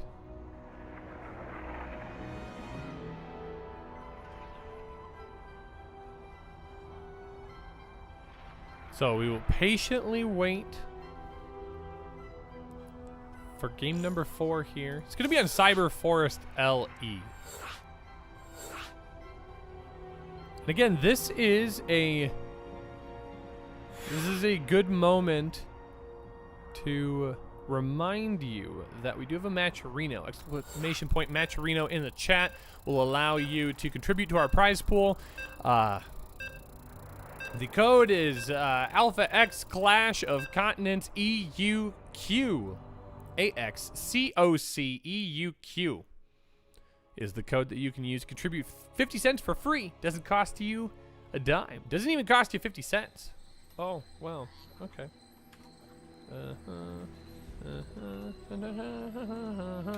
We've done it. Spawning in the top left-hand corner of Cyber Forest LE. He's on the ropes. He needs your energy. Give it up for Alpha X's Art.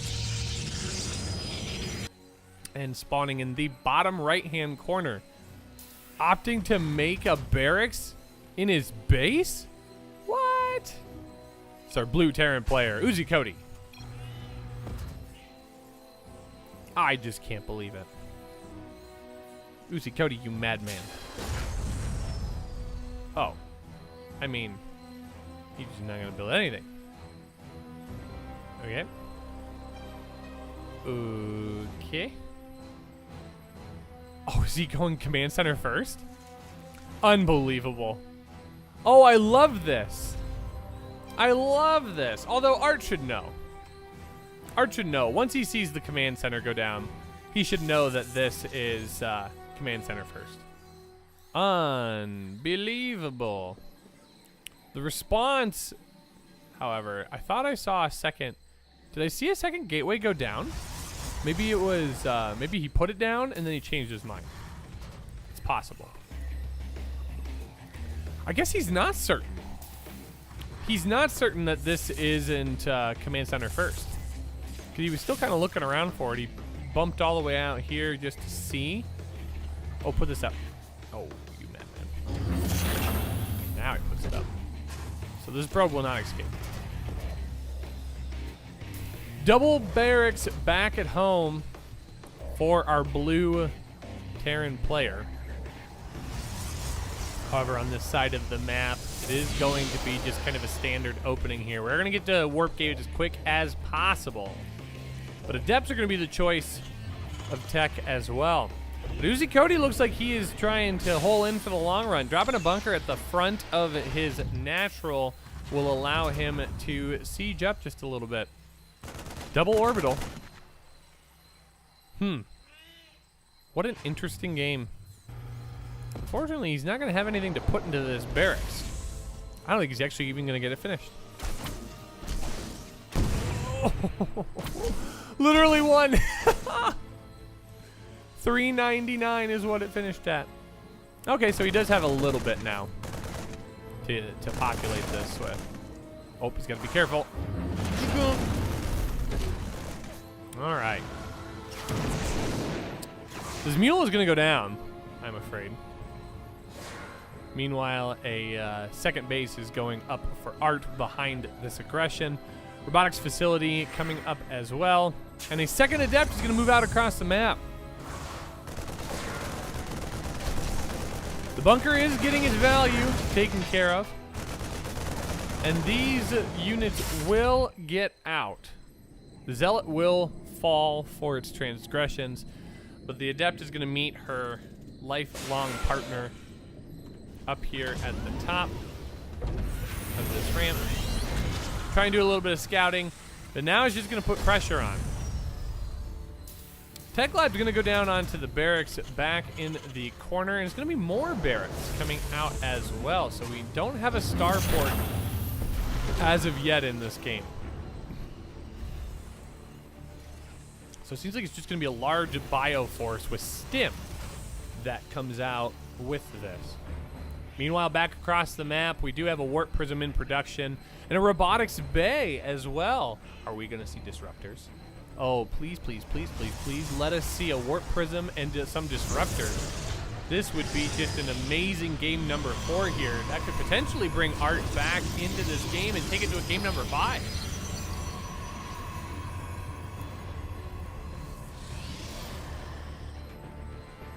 Warp prism speed and disruptors on the way. Art is looking for a kill here. He absolutely wants to get into game number 5. He does not want to leave early in this bracket. And I don't blame him. He's playing very well, and he definitely deserves to be here. There is an observer kind of parked at the bottom left corner of the natural.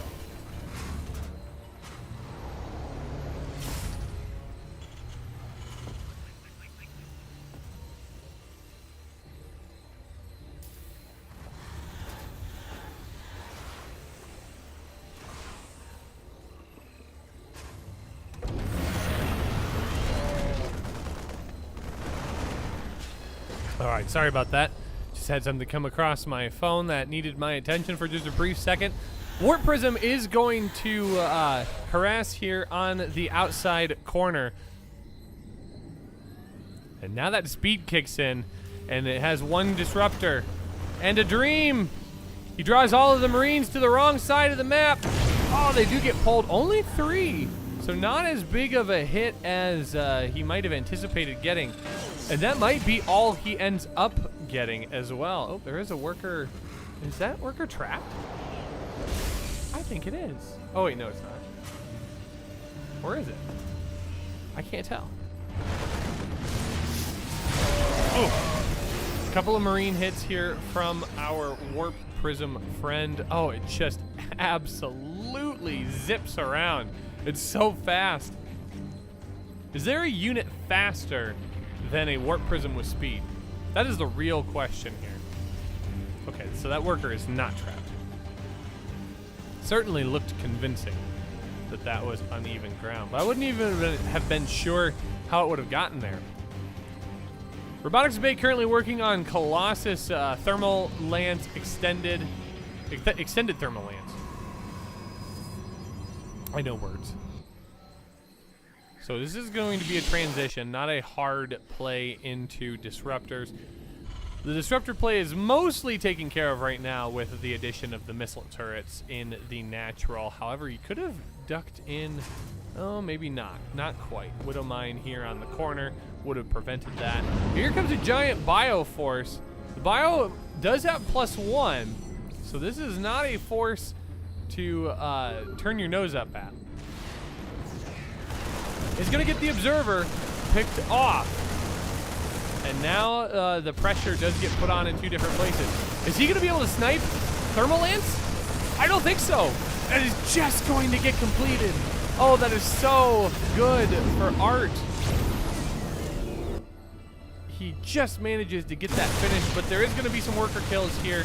So Uzi Cody will get some guaranteed damage taken care of. But that Thermal Lance getting finished is going to be devastating for this army. This army, without medevac support, is going to eventually get cleaned up. But not before killing off 13 probes. Oh, and another drop up here as well. All of this just creating a lot of chaos for Art in his base. Uzi Cody sitting pretty solid right now. 48 worker to 39 lead. Armies are comparable, but the army of Art is much more sophisticated. 2 Colossus in the mix here. And the third one now going to, oh, third one actually already done. Where's the third Colossus? Ah, sitting up here in the main. Robotics Bay finishes up, and now a 4th Colossus will be in production. But meanwhile, behind all of this, there was a 3rd base expansion. Oh, he's not paying attention, though. A couple of mules do fall to the Warp Prism and Disruptor play, so Art continuing to get little wins here and there to keep himself in this game.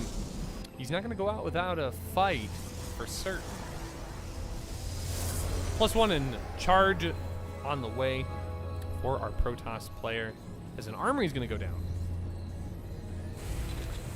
Vikings are being made to help counter the Colossus, but it's going to take a little bit more than what he's got. He's currently sitting on 5, so 6 actually isn't too bad. He's going to have to get a nice engagement. These Stalkers are still very strong. +1 armor is going to give them a little more sturdiness. And he does manage to find the small little force up here at the top. He does pick off the Disruptor before it manages to finish its fire. So he's going to be able to just run right up into the main base of Art, and all of these probes are going to go down. 21 probes, and I'm not even sure what he's trying to target fire here at this point. Trying to get as many pylons as he can and just kill off as many workers as humanly possible. Does get a really nice pickup and leaves, but does not make it out of the base. A good blink forward, it picks off that final medevac. So all the units of Uzi Cody go down in that attack. The factory just kind of chilling over here. Interesting. But Uzi Cody manages to do so much economic damage and maintains the lead over Art. Art's got a very scary army moving across the map here, and Uzi Cody just does not have that much. He's got upgrades in production, but he has no idea that this is coming. The SCV is going to scout that this is there, and that is going to be all the time that he manages to get. Art does not feel comfortable, however, and does back off. A couple of High Templar do manage to fall. Or maybe they weren't High Templar, maybe they were just Zealots due to the... I don't think, yeah, I think I'm wrong. Yeah, it had to have been Zealots. No? Who knows? We will never know. So, Art has managed to stabilize at least a little bit, even out the worker count. Uzi Cody has been working hard trying to get as much in the way of army as possible. He does see the Observer sitting here at the natural, which is good. Does get that picked off. A Marauder drop on its way across the map. Supply Depot going to go down at the 4th base expansion of both of Art's locations. just to help make sure that the transition does or does not happen, as he's working on getting his own command center to go and take his own form. Pylon does get sniped off, as a big amount of zealots are going to be headed over here. He does see that this warp prism is on its way. It's just a matter of whether or not he will be able to respond to it or not. So Uzi Cody setting up with the full army here, but in comes the warp prism. This is going to drop right in the mineral line. Is he going to get a warp in as well? Absolutely. 6 zealots are going to get warped in on top of this, and that is going to be very, very scary damage here for Uzi Cody. But Art is going to jump in on this army right now. Very good force fields zoning away the army and absolutely obliterates everything in this field. Oh, Art, you timing, God, you. Gets into the main base with the Zealot drop and absolutely decimates the main army force of Uzi Cody. Uzi's just left with not much to do. He's lost 21 workers. He's just lost his main orbital. And unfortunately, he just does not have enough to deal with the Zealots in his main base. I think the warp prism may finally get picked off. Nope, it is actually going to get away. Uzi might be able to stabilize here, but he's just lost so much. I don't know if he can handle this, I don't know if he can handle this army. Army's not going to be able to push in just yet. So it is going to be a little more time before anything does fully transpire. Another round of Zealots working on the new mineral line here down at the 4th base location. Planetary Fortress is going to be able to hold this ground just a little bit. But this is not a good position for Uzi Cody. He's down almost 25 workers. Mules are good, but I don't know if he's going to be able to stabilize off of a 40 worker count. But he's going to absolutely do his best to try. Here come the Stalkers across the map. Psystorm just about done. How many high temps does he have? 4? Oh, this bio army is just toast. Here comes the High Templar going forward, and the storms are just going to absolutely blanket everything, but they actually don't hit a bulk of the army. The staying power of the Liberators are going to go down. Yeah, but Art actually manages to lose quite a bit. Looks like Uzi Cody's just going to go for a Doom Drop into the main base, and with Art's units caught here at the 4th base location, he's going to have to recall. Does he have enough energy to recall? He does. He does at one of his bases, but he's just going to choose to walk him on in. This seems like a mistake. Uzi Cody absolutely has an escape route here. Does manage to pick off the Nexus. Is very stimmed. He's got to be careful he doesn't just give everything away. Well, I don't know how I feel about all of that. He does manage to pick off some high quality units, but I just don't know how much he's going to be able to hold on in this game.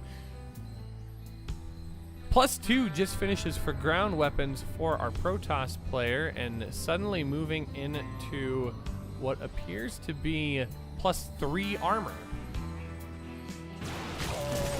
And this is a little bit of a back and forth seesaw between our two players. Neither player really wanting to give it up just yet. But we don't see really a transition here on any of the tech. Still continuing to get Stalkers, High Templar, and Charge Lots for Art. And just sticking on a Bioforce, lots of Marines, lots of Marauders, lots of Medivacs. So Triple M and Widow Mines going to be added into the mixture here as well. Art doing a nice job of scouting that there is no 5th base on location just yet, so he doesn't feel super compelled to try and expand outwards as he's just finishing up rebuilding the Nexus in his main. Ooh, this could be a really good catch if Art's not careful. High Temple are going to come forward. A good stim's going to move the Bio army back, and there is just not enough staying power here. I feel like the Liberators are just out of position. This is all going to be able to pressure the third base location. A couple of Widow Mines don't connect with exactly what they need to. One storm does go down, a couple more storms go down and blanket what's remaining of the army on the top-hand side. And I think we're going to go to a game number 5, folks. Big warping of Zealots here, and I think that is going to be all she wrote. I'm not sure what Uzi Cody can do here to help stay in this game. More medevacs getting picked off. Game paused. Huge lags.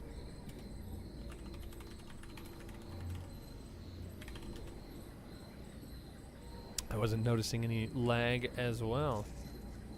Huh. Well, this game is all but over.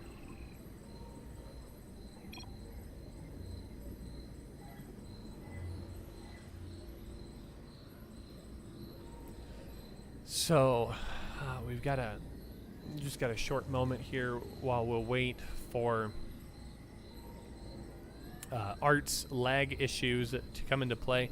I mean, this is kind of huge. I will respect that, that this is kind of a big deal. He's on potential game number 5 here and doesn't want to throw it away, but I don't think he realizes just how good of a position he is actually in.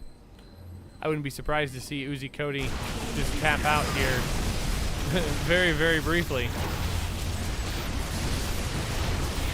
I'm almost surprised he didn't just GG out right there. Although, what do we have? Art, you gotta pick your brain up off the floor, buddy.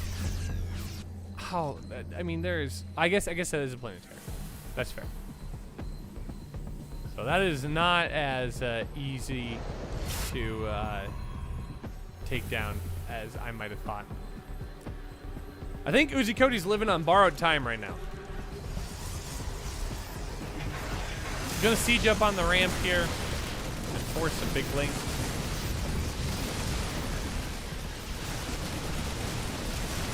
But I think once Art jumps on top of this army, I think it's all but over.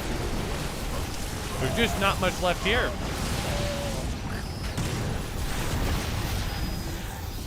Does pick off all of the Widow Mines there in the ground. Does he have an observer with this army? He doesn't.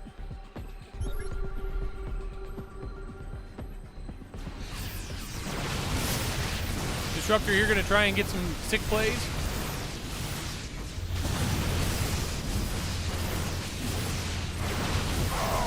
Big link forward is going to pick off more and more of these Marauders. Eventually, his attention turns on to the command center, and then it's all over from there. We're going to go to a game number 5, folks. GG is called. Art taking the victory. Oh, these games are going so long. I absolutely love it. But at the same time, I didn't think that this was going to be an hour-long semifinal. We are certainly going to get to that position here. Guys, we're going to take a short break. Art's going to try and figure out his internet issues. We'll be right back waiting for game number 5. We still have 2 more series after this, folks. Don't go anywhere. There's a lot more exciting StarCraft to come just in a minute. Nuclear missile ready.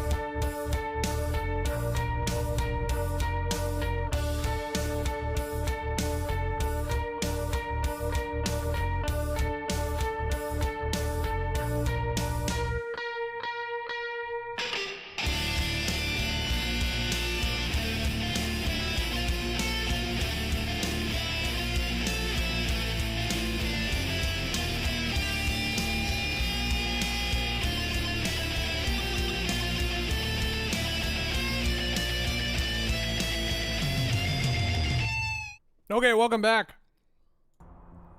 We're jumping into game number 5, folks. Oh, we still have one more semifinals to cast. No. I'm in need of all. Oh, geez. Okay. All right. Well, here we go. Spawning into the top left corner of Kairos Junction. This is our blue Protoss player from Alpha X, Uzi Cody. And spawning into the bottom right, our pink Protoss player. Give it up for Art.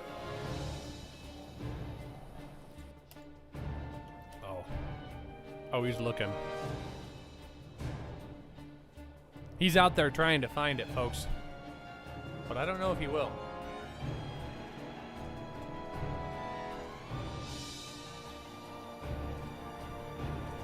Barracks finally goes down over across the map. Gosh, I would just love to see this be like 2 or 3 barracks. But alas, it is not. Well, what do we have here? Art's gonna do a little proxy of his own, it seems.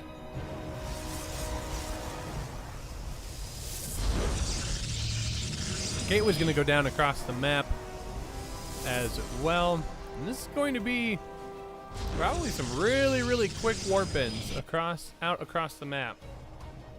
And I'm not sure that Uzi Cody's gonna notice this too quickly.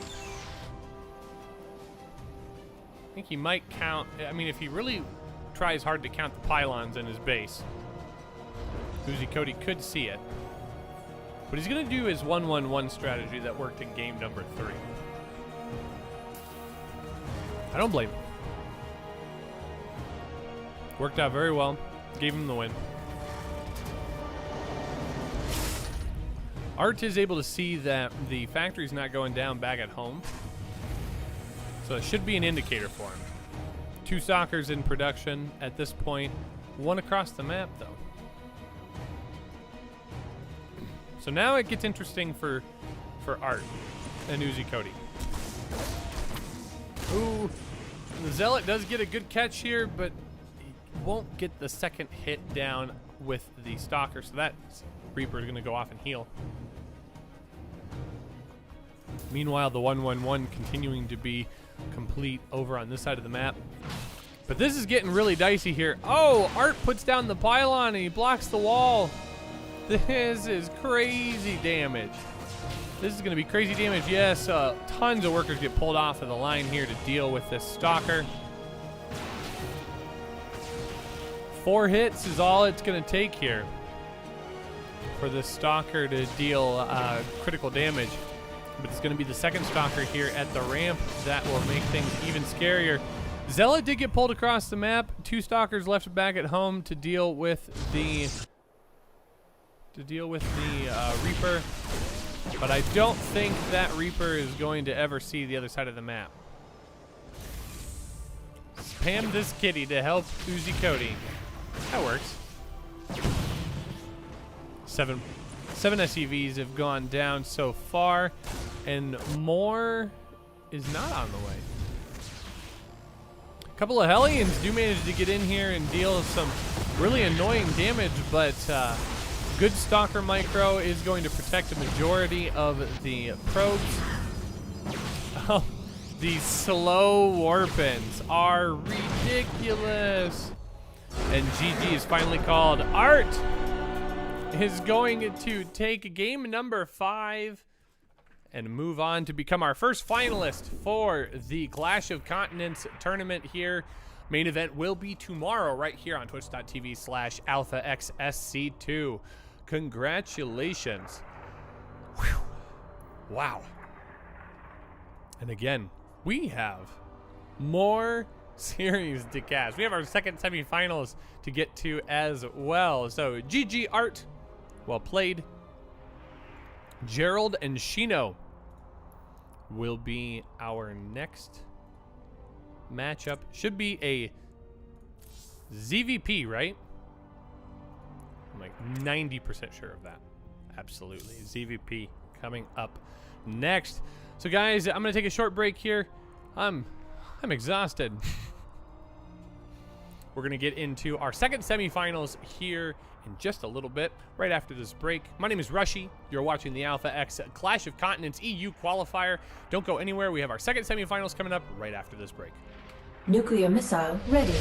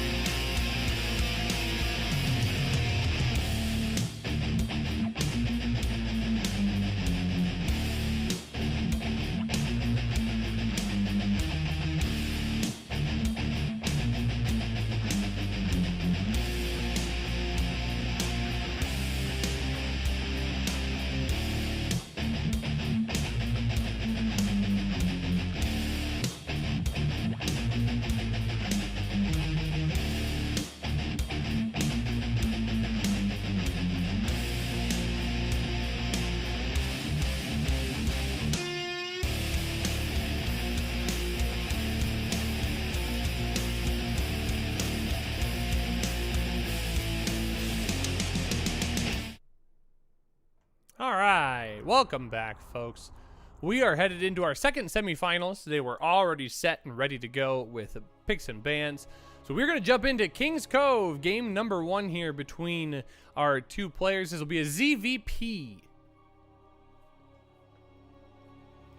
The second semifinals will determine our second qualified member for our Clash of Continents event to be held tomorrow.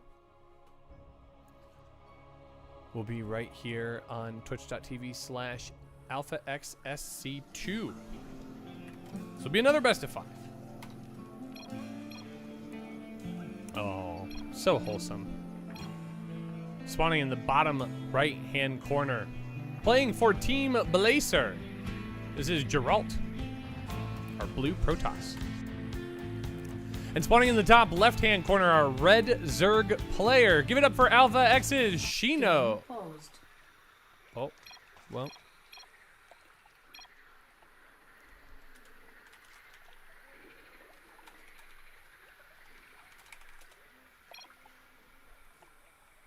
Am I the only caster that got in?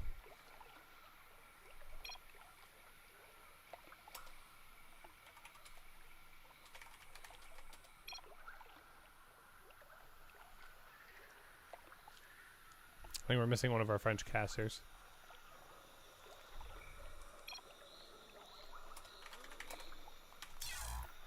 We're gonna have to remake.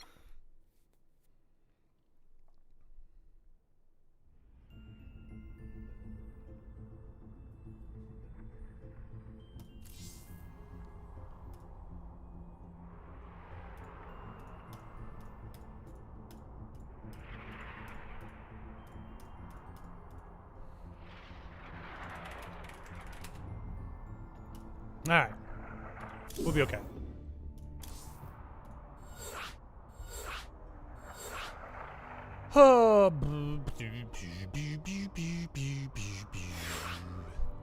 There we go.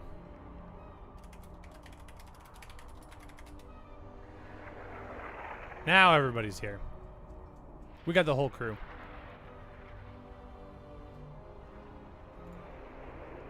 Thanks so much for hanging out with us, guys.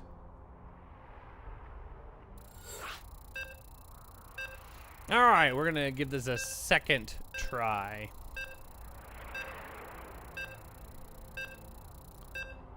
See what we can do here with our next series. Oh.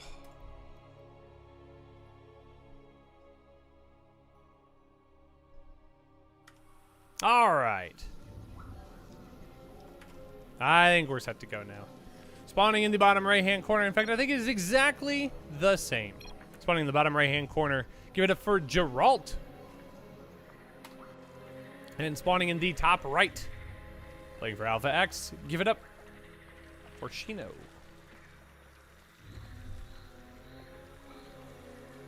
So they ended up getting the exact same spawns. They're lucky enough to be able to play out the exact same game they intended to. That's awesome. That worked out excellently. So we're going to have to see what Shino and Geralt are able to pull out for each other here in this game. I'm going to use the opening here to shout out our sponsors. One of our main sponsors for these events, 24 Hour Fitness. Do you frequently find yourself not going to the gym because motivation doesn't hit you until late at night when your gym is closed? If your answer is yes, then I highly recommend you switch over to 24 Hour Fitness. As the name implies, all 436 locations are open 24 hours a day. You can go to the gym anytime. Access to all locations, free fit plan, studio classes, pools, cardio equipment are all included in your membership. So at midnight, when this event ends up finishing, you can head on over to 24 Hour Fitness and get yourself moving and shaking and staying as fit as possible. So this looks like a pretty normal start for both of our players here. Probe's going to come across the map and do some very basic scouting. Get himself into place. I have a feeling that this is going to be another long game.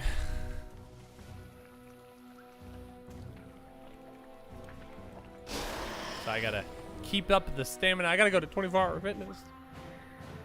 Get myself working.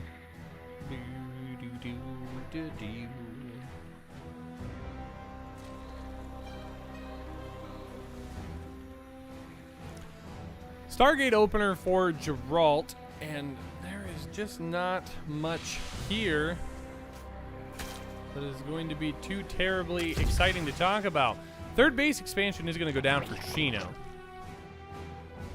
So 3 bases. Fully secured.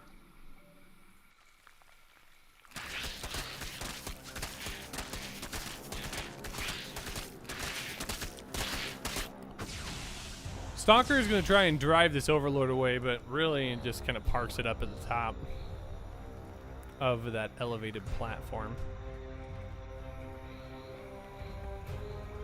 Adept comes across the map, does a little bit of scouting, does find the Queen, and does get pushed back away. Oracle is going to be the unit of choice for Geralt. He's going to get 2 of them. So this is going to be rather strong. Adept is going to get all the way back home and get inside the wall. But really, there's not a whole lot happening over here for Shino. Shino just droning. Is going to pick up 2 base saturation on minerals before getting into a lair. Spore crawlers are also going to go down as well. I don't know if... I don't think Shino has scouted that there is a... Yeah, he hasn't even been into the main base yet. All he has seen is just what's here at the front. But this is very easy to kind of plan for, just even blind. I think the Spore Crawler in the natural is going to be a little bit late. But there are enough queens down here. Oh, there's actually nothing in the natural. It's just the queens. Smart. Oh, one more tap. No. Oh, not like this. Oh. So 4 drones. Oh, and he does get a 3rd Oracle here. So 3 Oracles. Behind this, he is transitioning into what I assume is going to be heavy Adept play. A couple of more gateways coming down along with Robotics Facility. 1 Oracle does go down. The second one is dangerously close. Only 2 kills between these 2 Oracles, so not as much work done this time around on the second sweep. A couple of lings here to stay the course. Templar Archives on the way as well, so high temps are going to be on the menu. More than likely, we will start to see a position move into an Immortal Archon Zealot. But we'll have to see here. Forge going down as well. 7 Roaches are on the way, as well as Roach Speed.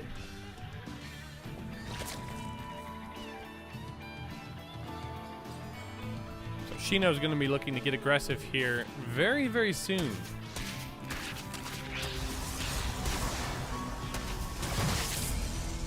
Ling scouts out the third base location. Doesn't have much to do with any of that information, but it is going to be a scout of the main base that sees pretty much everything. He's going to get a full look at everything that's in here. Meanwhile, over here, these Adept are going to try and get a little bit of damage done. Are they going to jump? I think they are. Yeah, absolutely. 7, 8 workers goes down. Oh, there was a nice little drop here. One of the Archons does get picked off. That, oh, sorry. Just a prank. Just a prank. Oh, is he going to get that? Oh, so close. All right. Trading out Oracles and Queens. That's always kind of a dicey state of affairs here. Third base is all the way filled up for Geralt, who is a little bit behind in the army count, but does have the economy to back it up. I feel like this is missing a second robotics facility. One of these should be that, but he is working on high temps right now. No storm as of yet. I was going to say, I wonder if maybe he forgot it. Maybe he was waiting for it. Templar Archives now starting up the... gosh, my brain. The Scythe Storm upgrade. These roaches really need to start attacking. They're not quite there yet. Only 3... There's only 3 Immortals at this point.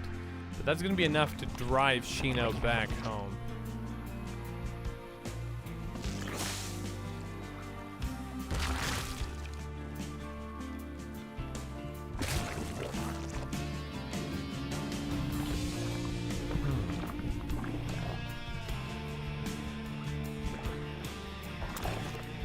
Scythe Storm is just about ready to finish, so that will be a very nice power spike for Geralt, who is going to need this against the Lurker and Hydras that are being added into this large Roach army that is patrolling around the map. Currently sitting back at home waiting for the Hydra reinforcements to come into play. A 5th base does go down as well. Another scout does come in, try and see what's all here. Big Zealot warp in on the north side, and that's just going to run across the map and try and deal some payback damage. But the main army is going to be down here on the left-hand side. 6 Templar, each with at least a storm or 2. Yowza. It's going to be a big, scary army to deal with here. Shino needs to make sure that he does not under-prepare. But here come the Zealots that are going to challenge this 5th base, and I think this base is going to have to be canceled. He is not going to want to bring everything back. Yep, and sure enough, he just quickly gets a cancel on that. Those workers are going to go down. Meanwhile, the Lurkers are going to try and post up here on this army. Nice little surround by the Lings, forces a storm off on a big chunk of his own army, but doesn't get quite the damage he's looking for. Ooh, a couple of very strong storms. Blanket the army, meanwhile, up in the main base. Big warp in of Zealots to try and deal some lethal damage. 9 drones do go down. And Shino does a really nice job of deflecting this. He, I think, is going to be able to move across the map here and just try and end the game. 4th base of the Protoss is super exposed. Ooh, this army is really exposed as well, and it does get recalled back home to the 4th base. Does not surprise me at all. Oh, oof. It's actually a sizable amount of army here to get caught up in a stasis ward. I was gonna say I think these lurkers are a little too far back, but with the revelation, it does make it very, very difficult to play it safe. Ooh, one storm going down on the Hydras. Gets relatively missed, but it's still end up dying anyways. Hive is on the way, so we are going to see a change of tech, and Tempests are already on the move as well. So I like this decision here by Shino to start cornering himself off. Beating out some storms here to not get as much value as he would otherwise like to. He is doing his absolute best to try and target those down. One Templar does get forced out of play. A couple more storms on the ramp. Not as efficient as he would like it to be. And he's going to have to move these lurkers up out of the way. These Phoenix are going to be able to do a lot of damage. Shino is slowly losing the war, though. I don't know how much longer he's going to be able to hang on. There's a lot of high gas units here still in the game for Geralt, and a mothership moving out into play as well. This is a very scary army in of itself, plus 7 more high temps. No storms just yet, but it won't take long for those to be produced. Meanwhile, a Spire is on the way, so the air transition is real for Shino. But I'm starting to wonder if Geralt's getting a little bit too big to be destroyed.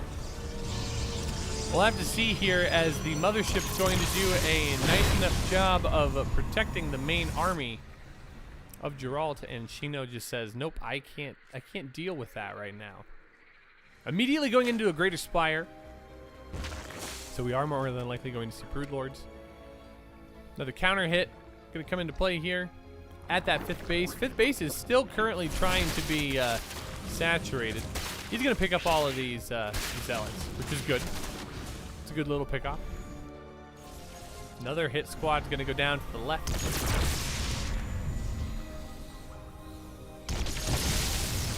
And this is going to be a scary looking army here for Geralt. Shino looks like he does have a plan. Nice little split here. Hit squad is not able to run up into the natural base expansion. Oh, they're going to take a second try, though.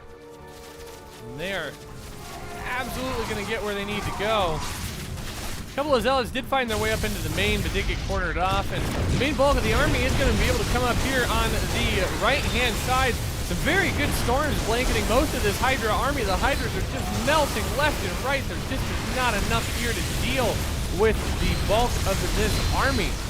GG, well played is called, and Geralt takes game number 1.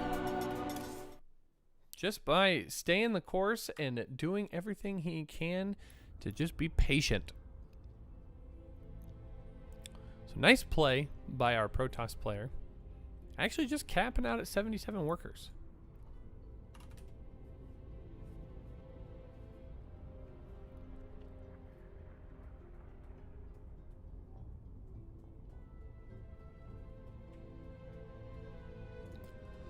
So we're going to get into game number 2 here. It's going to be a new repugnancy.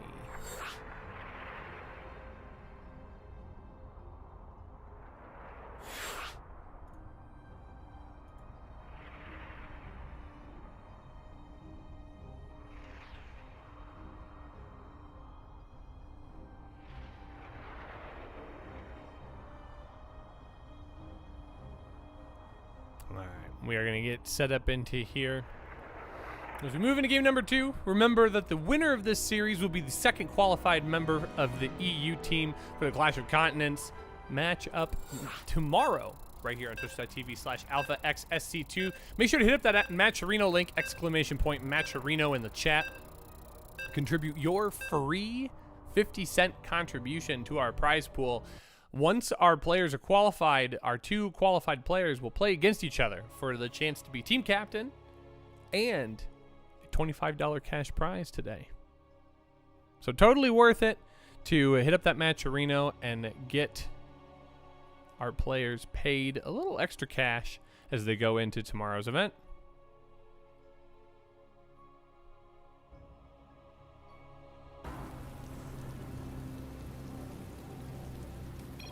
All right. Here we are in game number 2. Spawning in the top right-hand corner. It's our blue Protoss player. Give it up for Geralt of Team Blazer. And spawning in the bottom left, our red Zerg player. Guys, give it up for Team Alpha X's Shino.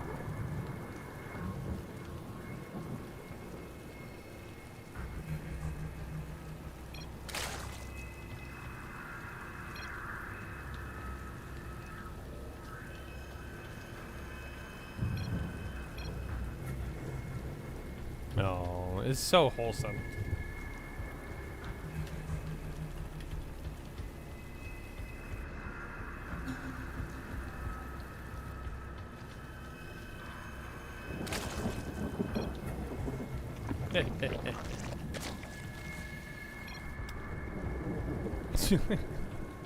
Our 2 players just enjoying a little bit of banter here, back and forth.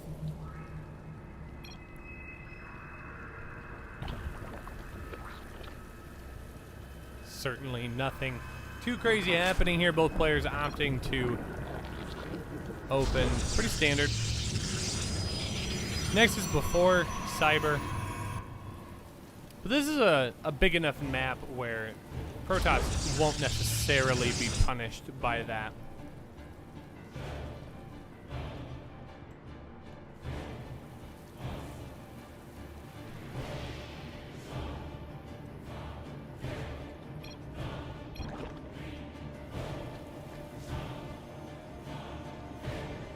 Probe is just going to kind of scout around a little bit, check for a third base location. Going to see that nothing is there, and spend a little bit of time hogging it, so that way Shino has to bring down Zerglings to open this up. But meanwhile, it's a very quick robo out of Geralt here. So not opening Stargate this time. We might see just a really early Immortal play. It's not uncommon on this map.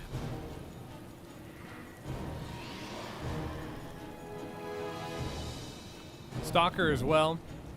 Typically, if you open Stalker first out of the gateway, you're trying to hide something important. And I think Shino will recognize that.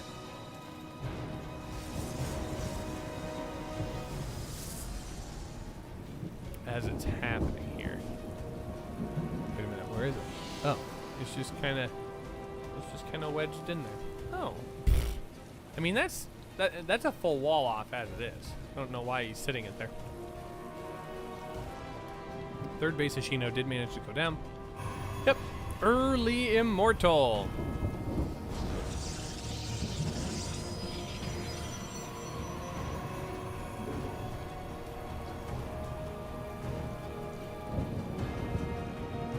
Early Immortal going to come out. 2 Immortals, so it'll be 2 Immortals and a Warp Prism that moves across the map in quick fashion, and a Roach Warren response might not be the best response, but this looks to be a +1 timing speed, as a quick lair also goes down for our Zerg player. I think the big piece of the puzzle is the fact that Shino has not yet scouted this.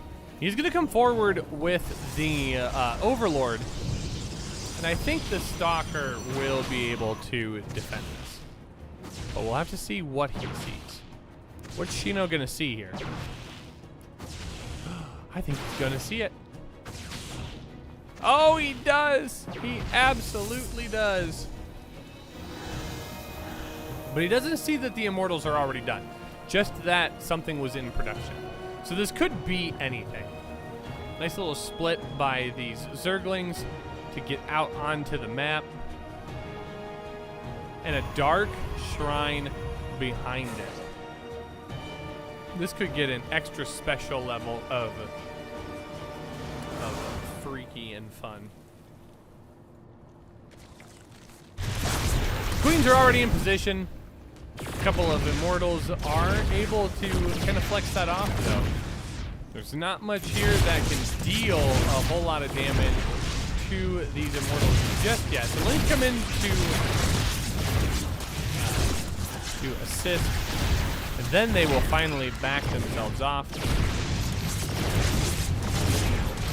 Just has to be very careful. The barrier is not yet complete. A couple of drones do go down, but nothing to write home about. Meanwhile, a quick third base does also go down across the map. DT's being warped in across the way. Are they gonna stay DTs? Oh, you betcha. Does he have any detection? Yes, he does. He does not have any detection at the third, however. But here it comes. So where are those DTs gonna go?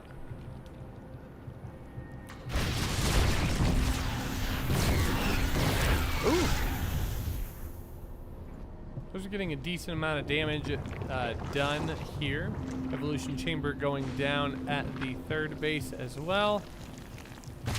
And here comes the DTs. Just gonna dash right up into the main base. I think they're just gonna go right after this spore crawler and cause lots of havoc here in the main base. I don't even know what you go for at this point. Looks like he's gonna try and go for the lair. Is he gonna have enough time? I think he will. I think the lair is gonna go down. It does. Really interesting stuff. The DTs will all get sacrificed for it, but I feel like that's an incredibly strong play out of Geralt. I followed that Overseer just to see if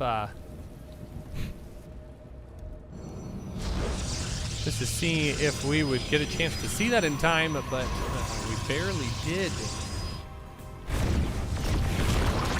Fourth base does get canceled. It's gonna try and get built again, but yeah, this is just gonna go right up into the main base. I think if he's quick, he might pick off the queen. Nope. Oh, that actually did get killed. All right, so that's not as good as he would have liked it to happen. But the main base is being reconstructed at this point. Meanwhile, behind it, this is just going to be a big Immortal Archon Zealot army here. Zealot charge is about 3/4 of the way done. So this is going to be a very powerful timing attack coming across the map. But Shino's ready for it. Shino has 82 army supply. He's got lots of Roach and Ravager. He's got Speedlings. He's got what he needs to hold this off.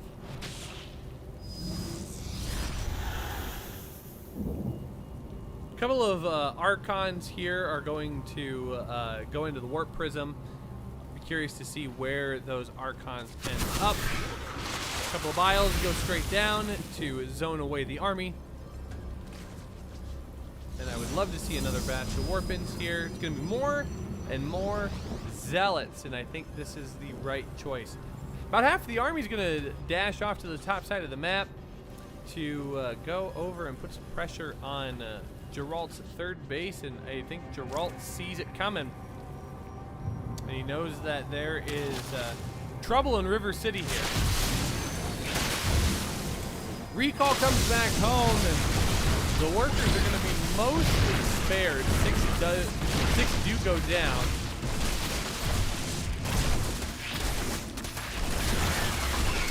Stray DT would actually do a lot of work in this capacity. But as it sits, not a huge amount of loss here. Shino is sitting on a large amount of army. 126 to 90. Sure, Geralt's got 70 or 60 workers to Shino's 50.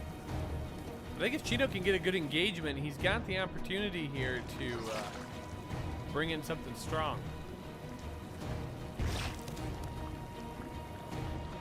+1 melee gets started for half a second. I think then he realizes that it was a mistake.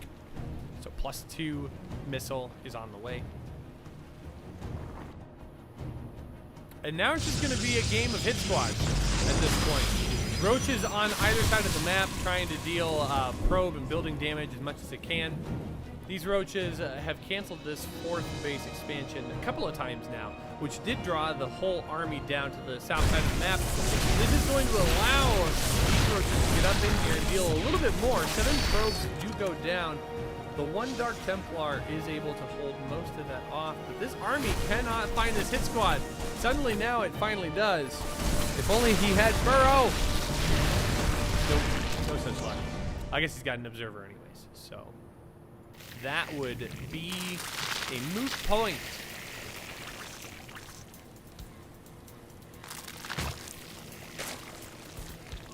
Banelings being added into the mix here as well. I really like this for all of the zealots that are in this army composition. In fact, it seems to be mostly zealots.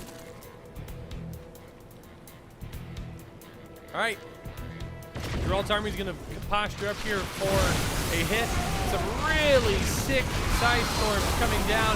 Doing a really nice job of targeting the Banelings here. Banelings do find mostly Archons, and then the storms are allowed to find most everything else. But Shino with a very, very strong hold here is not going to allow Geralt to just waltz on his base. Most of the Immortals are still left alive, but they're very bruised and battered. Meanwhile, up top, a very, very strong run by here of Zealots to deal a little bit more damage.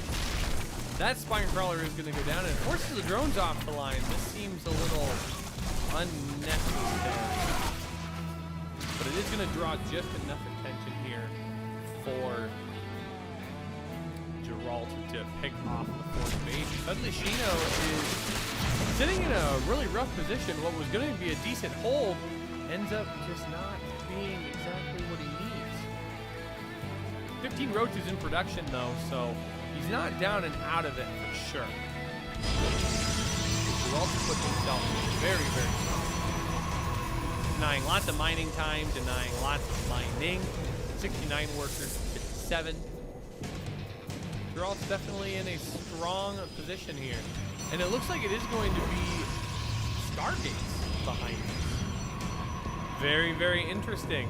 Meanwhile, Shino's just going to look for, I think, just the push to end all pushes. Getting lots of Banelings, lots of Zerglings. 14 Banes morphing in right now.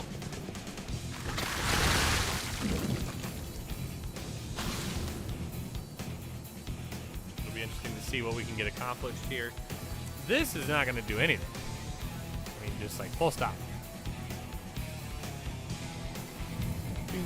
And this is just going to get swatted away. That's going to force the action into the main army here down on the south side. Lots of Lings, lots of Banelings. The army supplies are very, very strong in favor of Shino. 98 to 85. It's just going to be a matter of whether or not he can connect with the squishy underside of these High Templars. As of right now, that doesn't look to be the case. One Storm's able to clear up most of these Banelings. He's going to try and engage this army. He does actually manage to pick off all of the High Templar in this, but he is going to get himself surrounded. And I don't see a scenario where Shino is going to be able to recover from this. GG is called, and Geralt with another strong game. Cleans up game number 2 and positions us in for the final game of this series. We're sitting on match point at this moment. The winner of this series will be our second qualified player for the Clash of Continents. And it looks like we might be experiencing a PvP.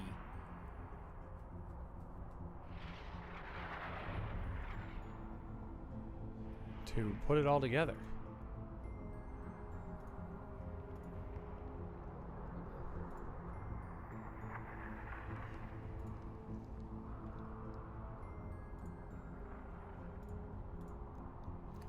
So it looks like we are going to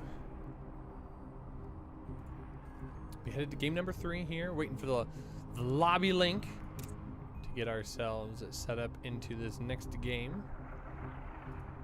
Shino has to try and come up with what he's going to pull out of his back pocket for his final potential final game of the series. All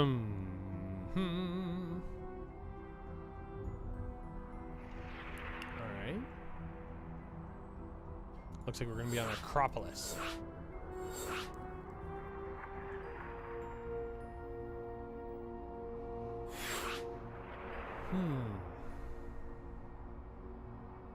Oh, but we are short 1 player.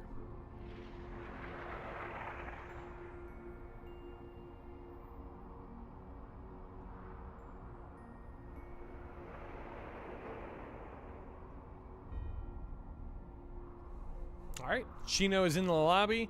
We are going to get set up here in just a brief moment. Again, the winner of this series moves on. Oop.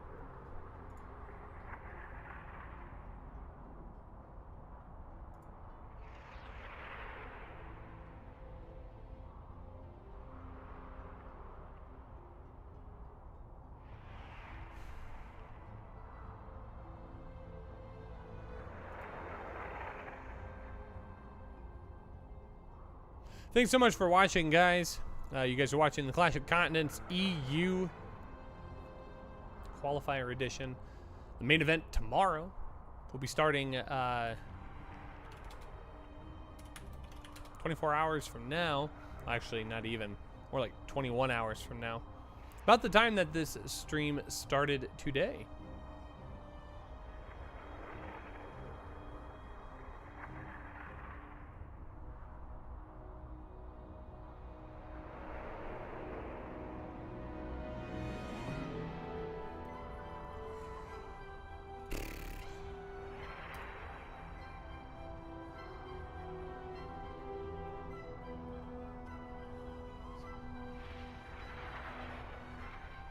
Waiting on Shino.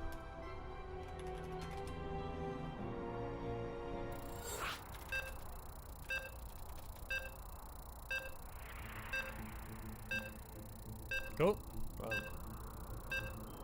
I'll never know what he said.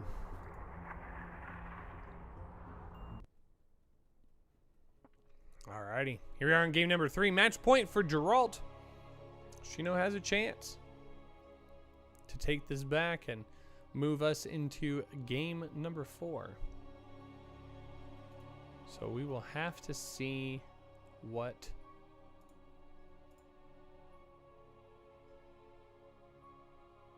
he has up his sleeve.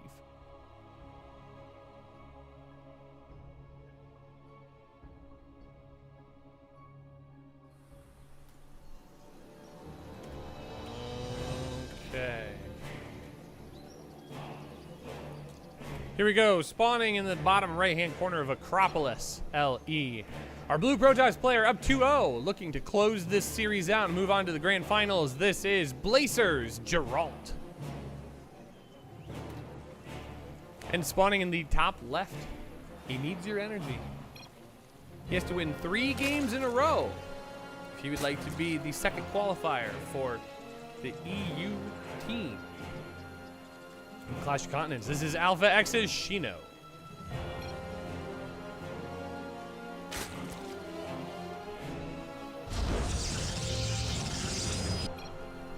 So we're gonna have another standard opener here as well.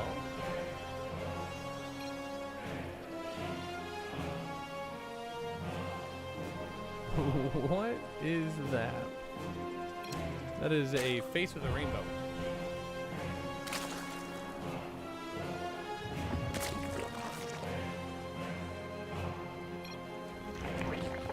Pylons and cannons. Oh, funny stuff. Oh.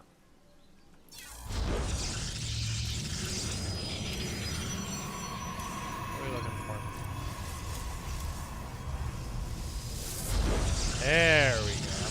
sure about my life choices now.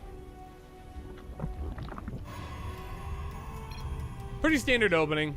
There are no cannons, despite Geralt's joke via chat.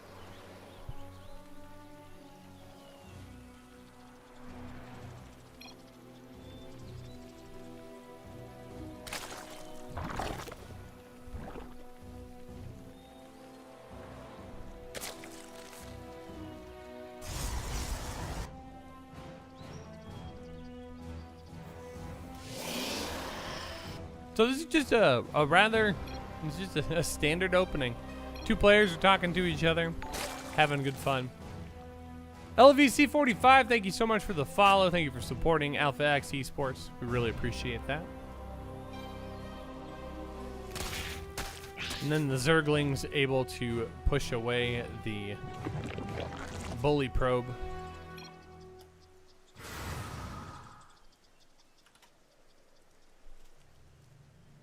There should be enough Zerglings to deal with this Adept. We'll have to see what actually can get done. He's going to bump into the main base with the scout. Is he going to let the Shade finish? He is. Really? I don't think this will get out alive. But I mean, I've been wrong before. Oh, does get picked off last second. Uh-oh.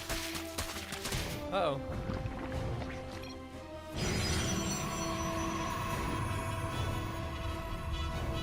Just a little tickle damage. Just a prank. There, hatchery. You'll recover it over time. Look at that. There we go. Eventually, we'll never even know that damage was dealt. Second gateway on the way, and it's gonna be Quick Dark Shrine. Right now, there is no lair. So detection is not going to be as helpful here. Here comes the lair at the 4-minute mark, which could potentially work.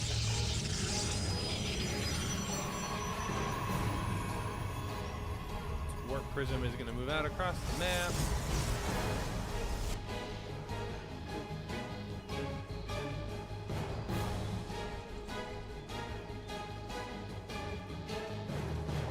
Now we get to see what is going to be the choice here.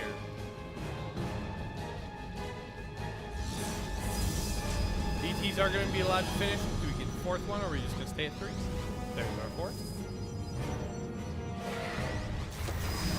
Lings were very close to spotting this, but actually went after the Adept at the tower instead.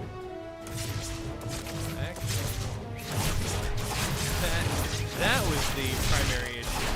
So now there's currently no detection for this third base.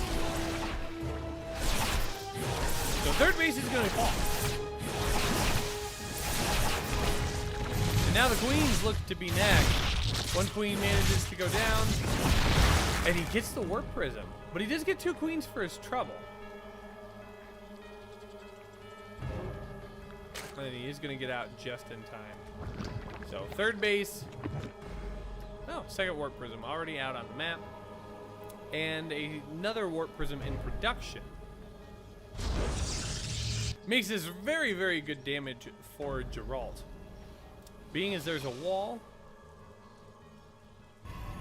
wasn't it Stargate? No.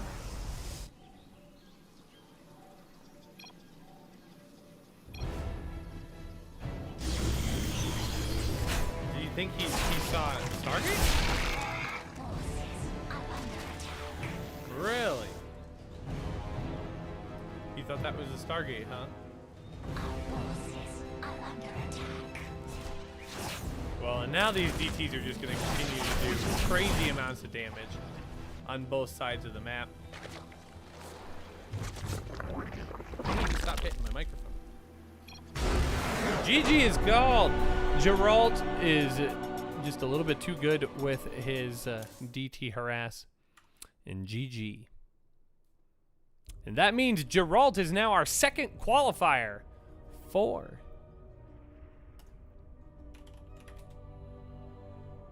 our Clash of Continents. North America versus EU tomorrow. So it'll be a PvP finals between Art and Gerald. Now at this point, Art and Gerald have both qualified, so they are set and squared. But $25 prize pool on the line today. So these two players will play a best of 5 to see who can clean up this money. Will it be Art or will it be Gerald?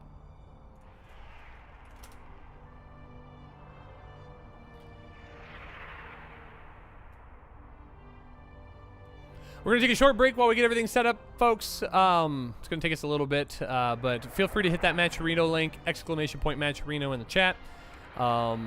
We will be right back. My name is Rushy. This is the Grand Finals. Coming up next after this break. Don't go anywhere. We'll be right back. Nuclear missile ready.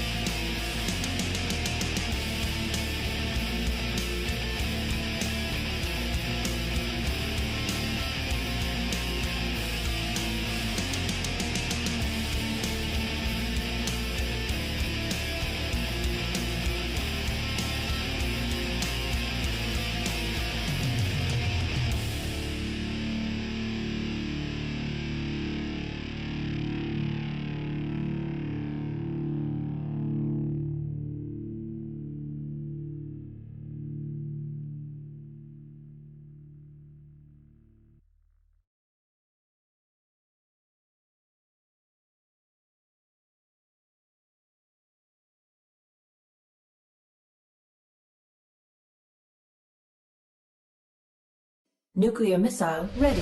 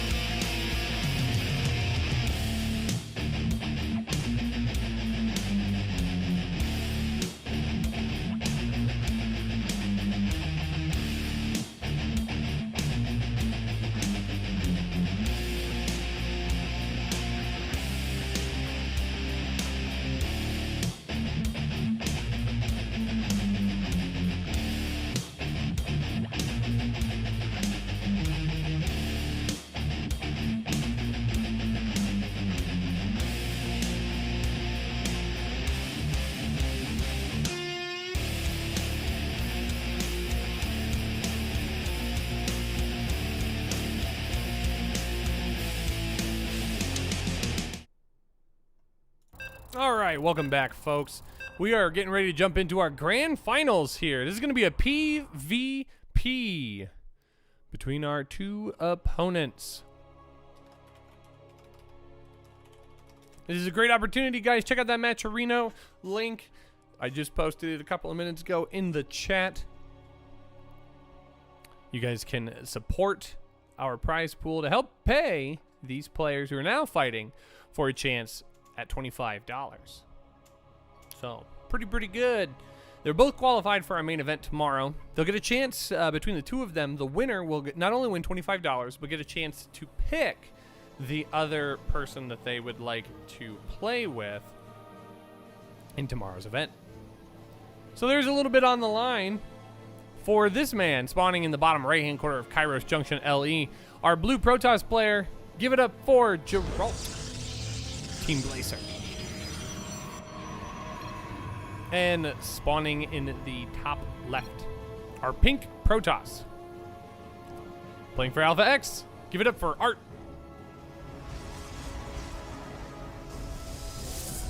Alright, PvP might be my weakest matchup to cast. RIP.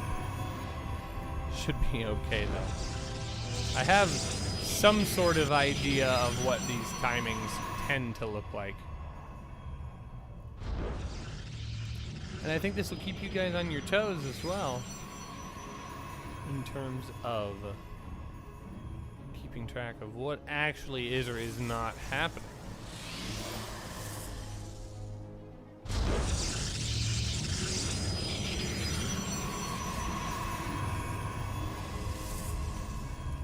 Bumpy dee bum.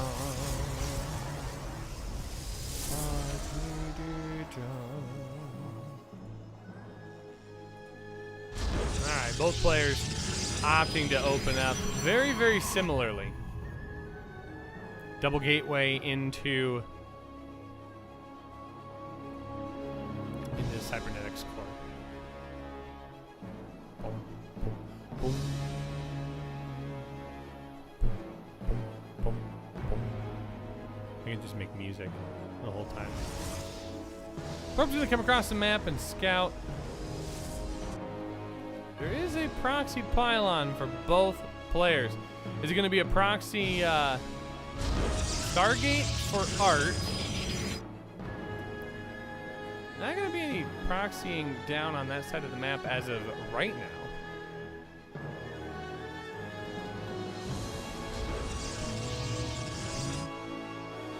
Two Stalkers coming out here for Geralt, while two Adepts seem to be the choice right here for Art. Not quite sure exactly what Art's game is here, but Geralt did manage to spot the proxy Stargate.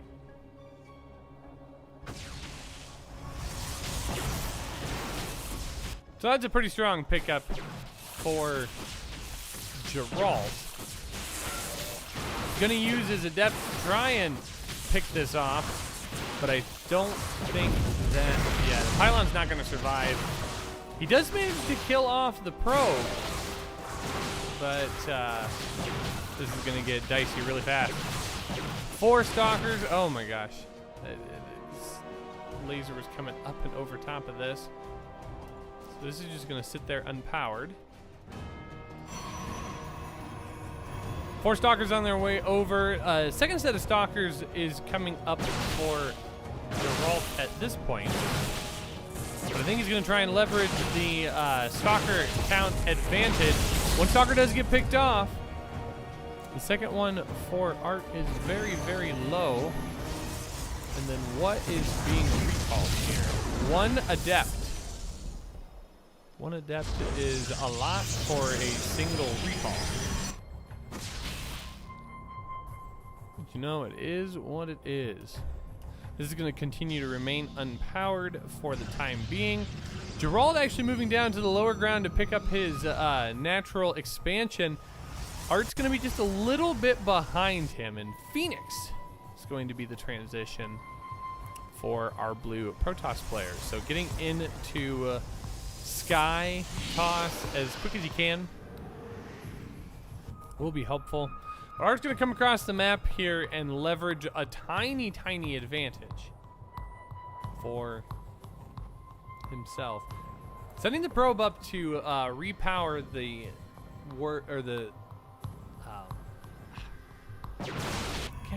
Stargate. There we go. I'm so embarrassed when I cannot think of the names of these buildings. It's absolutely ridiculous.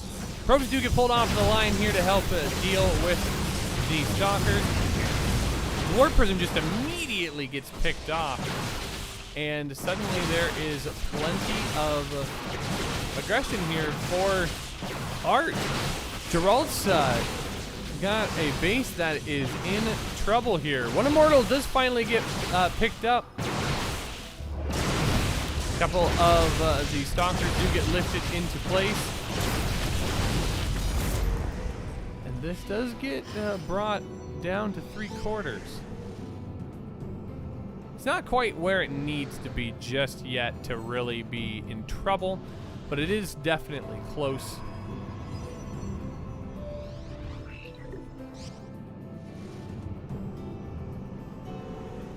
A couple more Phoenix do get popped out here. And Art's still on 1 base. He never took his natural expansion, so he's very all in on this. And Geralt is now finally seeing that. Gonna be able to come in here and kind of poke his head around and see what is available to him. This is a lot of stalkers. A lot of stalkers, not as many Phoenix into the count. Looks like it's going to be 5. Here comes the engagement. A couple of good force fields lock some of the stalkers into place here. Still very, very close in count. The Immortal getting picked out multiple times here and actually does get picked off. So suddenly Art's looking to be in a very, very good position here.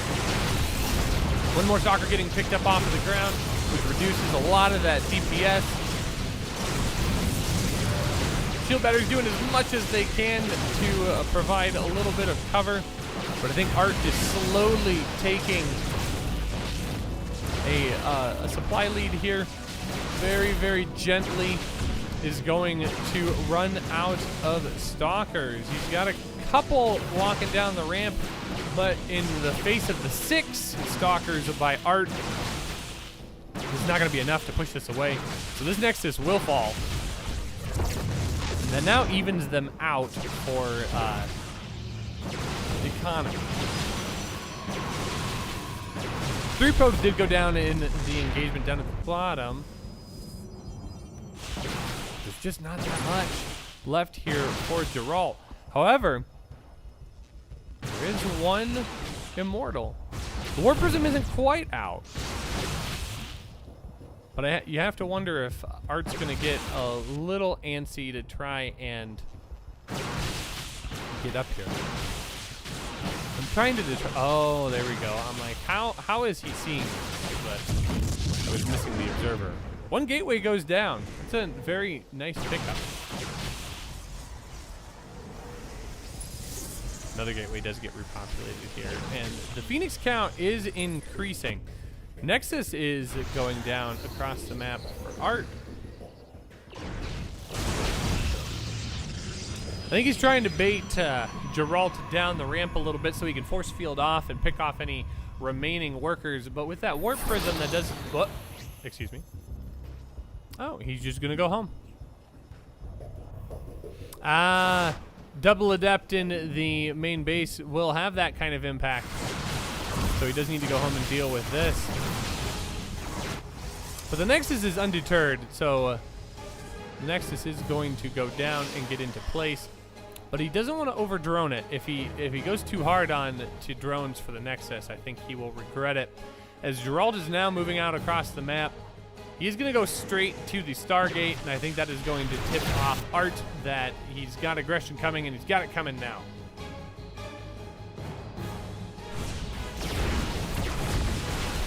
He's going to probe up, though. What a brave man. Now come a couple of adepts and an observer as well. I think Art is going to be prepared, or as prepared as he can be. Geralt sees that there is no third base. He's going to load up the warp prism and take Sentry and a couple of Immortals up into the main base. Very strong force field. Going to block out most of these Stalkers. It's going to force lifting it up through the warp prism, which does at least make movement that much more inconvenient. Nice little warp in of Stalkers is going to help make this army just a little bit bigger. Here comes the big engagement, though. Army supply values are very, very close to even. That Guardian Shield is going to do a lot of work in protecting. But it's Geralt with just a slight lead. However, if Art is able to continue mining at the rate that he is, he's going to be in a lot better position. Geralt does not have a second base still, and he is slowly losing out on the economy war.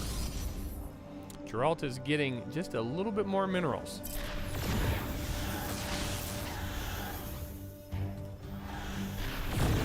Geralt's starting to feel the pressure here. He's getting a little bit more micro-intensive.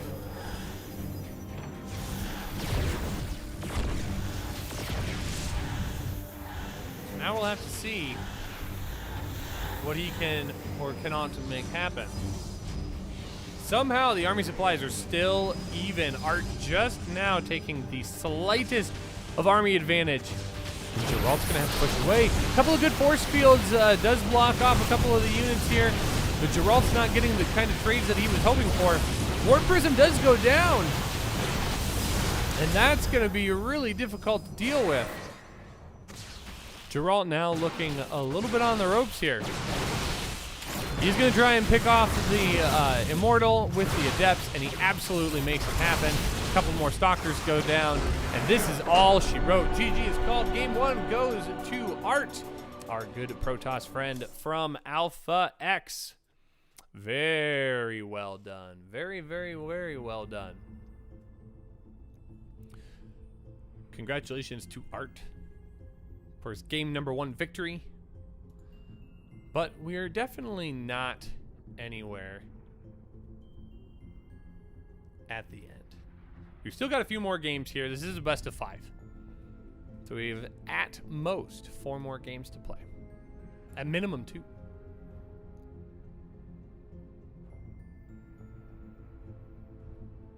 Acropolis LE is where we're going to head for game number 2. Guys, quick shout out to one of our sponsors, Bubba Burger. Bubba Burger is one of our sponsors that help make events like this possible. It's the #1 branded frozen burger in the United States. Try all 8 of their burger varieties as well as their other great new additions. Check them out at your local grocer. Thank you so much for sponsoring StarCraft Esports through Alpha X. And here we are into game number 2. Shungungadungong. It's going to be on Acropolis. Let's see if Art can continue to anchor everything down here against his opponent, which is this man spawning in the top left-hand corner of Acropolis. Playing for Team Blazer, give it up for Geralt. And spawning in the bottom right, Our Pink Protoss player who just won game number 1, looking to find 2 more victories. This is none other than Alpha X's Art.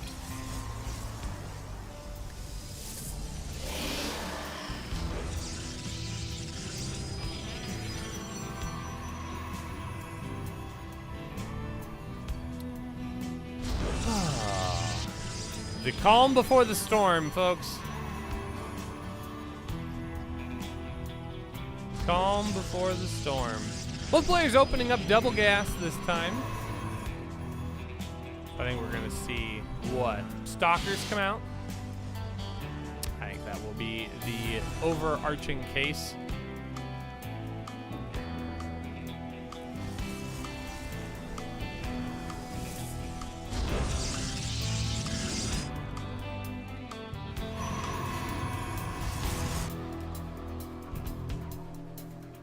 I just don't have a whole lot to say.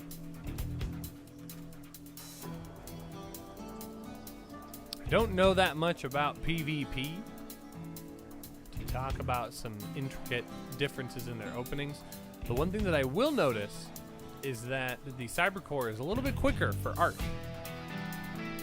Do you think that's what won him the game in game number 1? It is possible.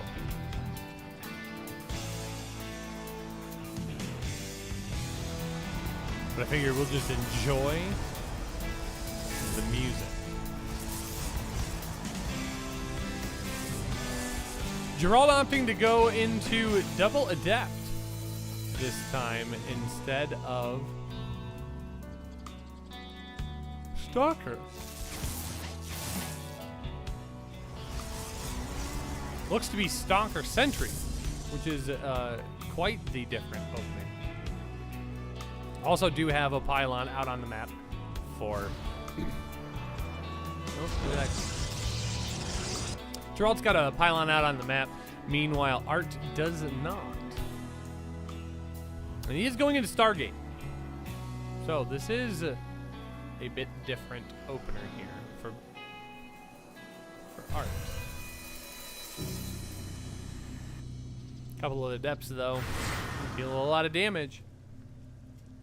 Art's going to take a hallucinated Phoenix across the map here, but it's going to be these 2 Adepts that try and get just a little bit of damage. Second base goes down for Gerald, but we'll have to see what happens here. Oh, those actually don't bump in. So they did not get the advantage that they were hoping for. That hallucination is just going to finish. Very nice. But it doesn't see a whole lot other than that warp gate is on the way.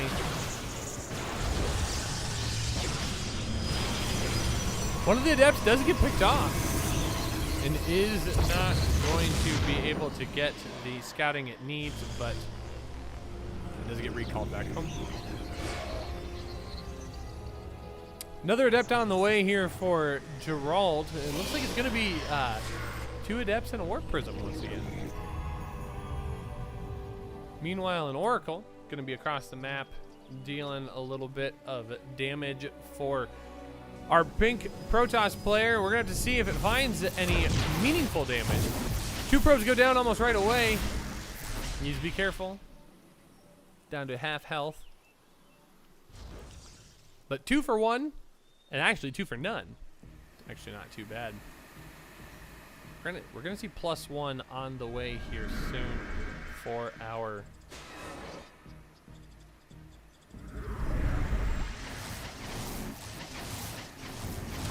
blue Protoss. Actually for both players. But here come more Warp Prisms. Warp Prisms and Dreams. Double Oracle. Going to continue to try and find as many probes as possible to roast. Although, yeah, I think there's definitely time there. Those are hallucinated. Oh, unbelievable. I love it. That was amazing. There was a lot of damage to be dealt there while Stalkers were being warped in slowly down here. But because they had 2 hallucinated Stalkers, The oracles did nothing. Very, very interesting. Warp Prism's going to be coming along here with the 2 Immortals, so hopefully this will be well prepared. Phoenix should be able to shut this down rather quickly. Yep, just immediately recalls it back home.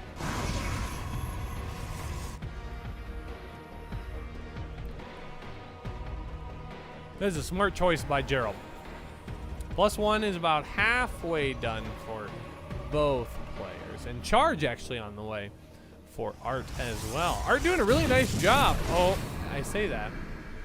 And then he tosses away one of his oracles. Whoopsie doodle. This is not what we were hoping for. A couple of adepts trying to get a little more damage done, and they actually get out. Are you kidding me? That's a amazing control. Couple of more stalkers gonna be warped in, because Gerald really needs something to defend against this. He just has not had great luck trying to push this away.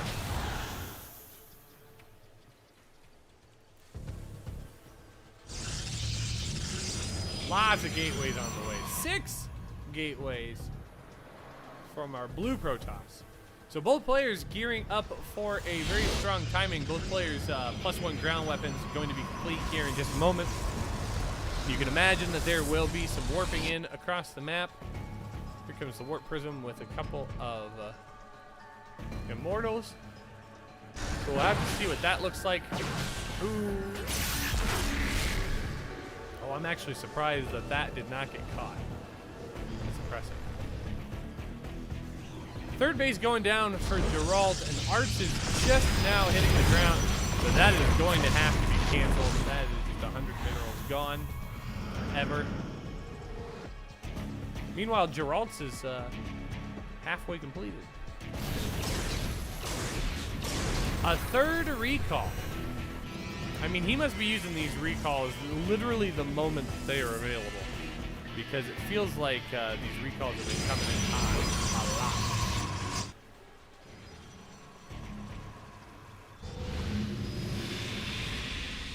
The Oracle does get out scot-free.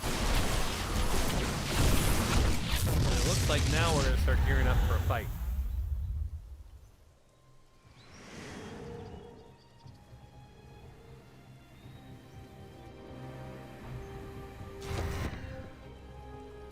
Both players kind of posturing with very similar looking armies here.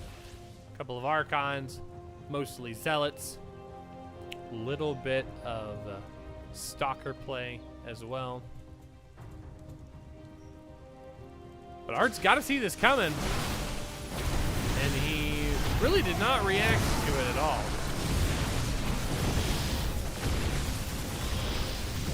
Forced to recall back home. Mostly because he's focused on this right up here. He's going to clean up the Cybernetics core. That's going to shut down Adept and Stalker production. No, he doesn't actually clean it up. I am just flabbergasted here.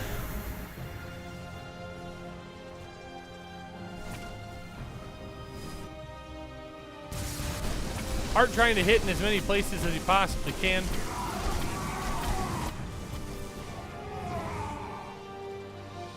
But Gerald doing a really nice job of pushing this off and contesting it. The Oracle doing everything it can to stay alive. And then come back over here to this side of the map, and Art's working on getting his third base fully saturated. A couple more Archons to join the fray.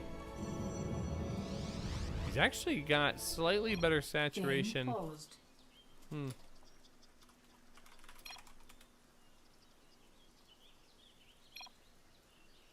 Oh, wow. All right. So it looks like we're going to have to wait here briefly to see if lag will pass.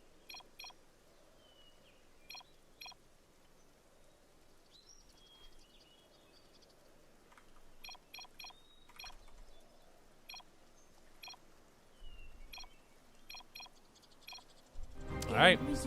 So it looks like Gerald's in okay shape. We'll see if his lag officially passes or not. This is a very, very strong army here.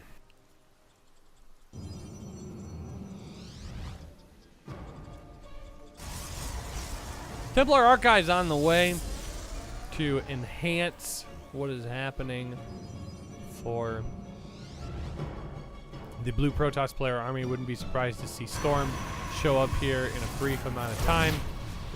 Oracle trying to get as many kills as possible. It's currently up to 6. Can't really complain with those numbers. +3 weapons for both players incoming as well. But right now, really both players are just kind of super unsure of how to move forward. Both players have a lot of zealots, not as much AoE. So those zealots are actually really, really strong. 7 High Templar on the way for Geralt. More Archons. Always, always more Archons. A couple of Archons going to get picked up into that Warp Prism. That Warp Prism is going to go do a little bit of harass at some point.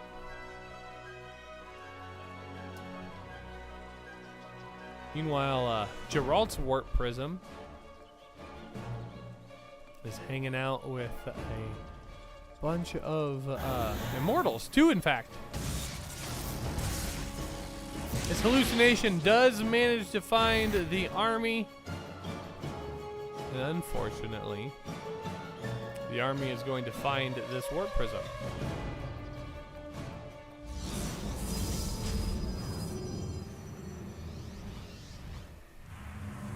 So it looks like Art's going to try and take the fight to Geralt. Does manage to pick off 2 Immortals. Oh my gosh. I think those were the only Immortals. I think that was it. Well, this is now kind of a dicey engagement here by Geralt. Art's going to have a really strong advantage with his 4 Immortals, but does not trade as well as I kind of thought he might. It's just down to Archons now, and those Immortals are going to be incredibly strong against those Archons. So a very nice first engagement here. This is still kind of dire straits for Geralt. Sitting without 2 of his best units, and he's just going to go home? Oh, Art. You madman. Okay. Art feels like he can continue to play this out. He's going to drop a Dark Shrine behind this, and he is going into Disruptors. I actually really like this play. Only now are more Immortals getting added into the mix for Geralt. A couple of Archons here. Float around the map. And the one thing that Art did a really nice job of is he just delayed what Geralt's able to come up with for tech. Because instead of focusing on something new like Disruptors, Geralt is forced into building more of those Immortals, which are very costly units, and they take a lot of time.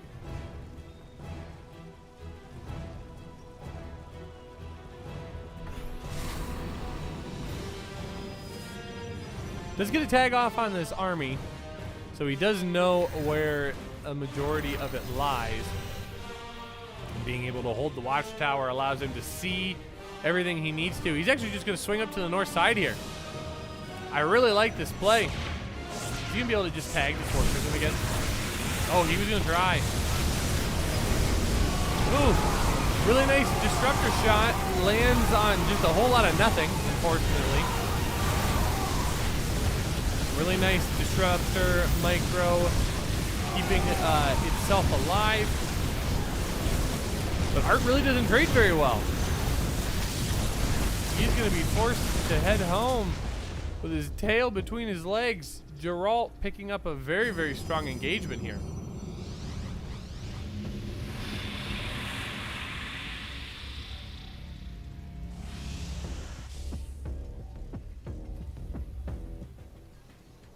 So it's going to be more Disruptors on the way for Art.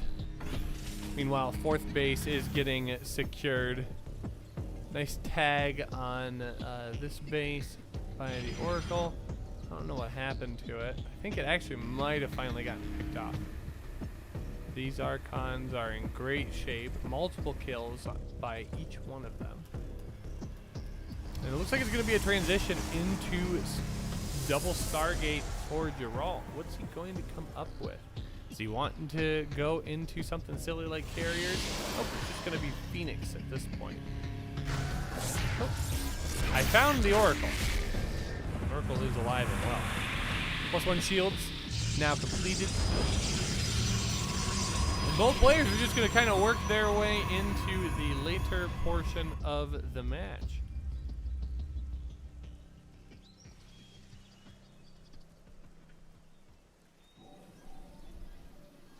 So this game is where it looked like it was going to be over. Just going to continue to keep on marching.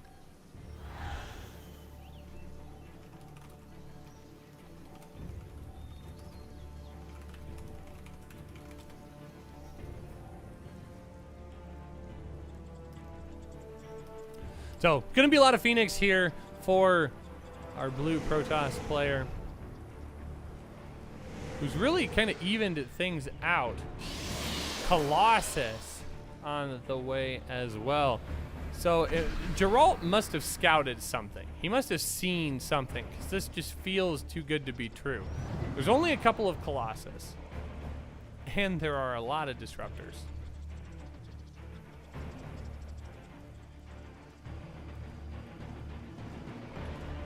Phoenix are going to come on in here, start lifting up probes, and there just isn't that much that shoots up. So these are going to be relatively untouched for the time being.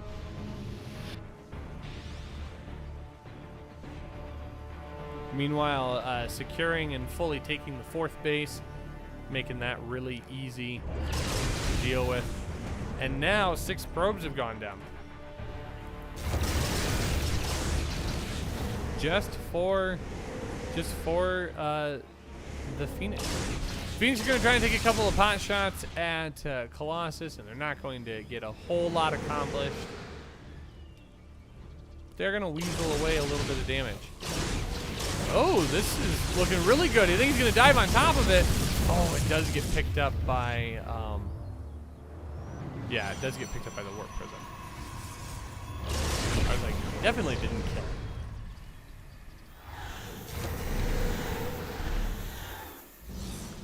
So Art moving across the map here, wants to try and take another rock solid engagement. Big sector of the army up here. Ooh, the Phoenix are going to try and jump on top of the Colossus, but unfortunately land right underneath the pack of Archons and Stalkers. So a couple of them go down. I don't think any Colossus were harmed in the making of that engagement.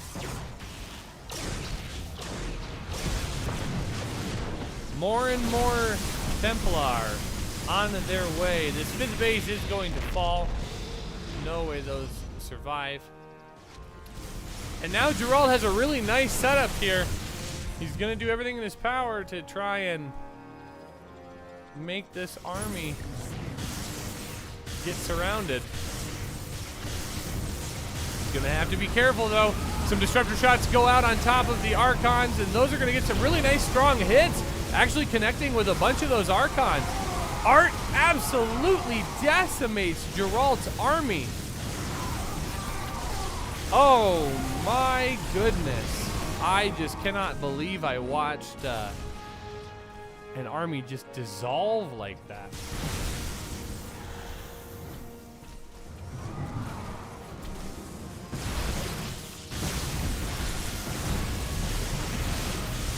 And Art is just going to absolutely move his way up the map here. Yeah, he's taken out 2 bases now. He's jumped ahead in the work release. Ooh. Taking a gigantic shot of his own, but I think by this point it's too little too late. Clearing out probes. He's going to get a 3rd base if he sits here long enough. And he absolutely will. Oh, another disruptor shot. Does not connect with much of anything. And that's now 3 bases down, and there goes a warp prism as well. Geralt is able to to at least push this off for now, but this is definitely not over. And now it's just going to be disruptor shot after disruptor shot. Art's going to jump in on top of this. He's going to eat a couple of these disruptor shots, but I don't think it's going to matter. I think he's going to kill just enough. Geralt tries to do a big warp in, and Art says, not today. The rest of this army is going to get cleaned up, and that is not going to leave much left for our blue Protoss player. GG is called. And we get ourselves set. So, folks, I do actually have to move. I needed to be done by this point, and I was kind of hoping that I might get to cast the last game, but I don't want to be late to my next event. Miguel is going to pick up the remainder of this cast. Folks, thank you so much for sticking around. This will have just a very, very short, brief break, and then you will see Miguel for the next game. It is 2-0. We've got one more game on the way, so guys, don't go anywhere. You guys will be right back after this short, tiny little break. You guys are watching the Clash of Continents EU Qualifier. Thanks so much for hanging out. We'll be right back. You will be with Miguel in just a moment. See you guys.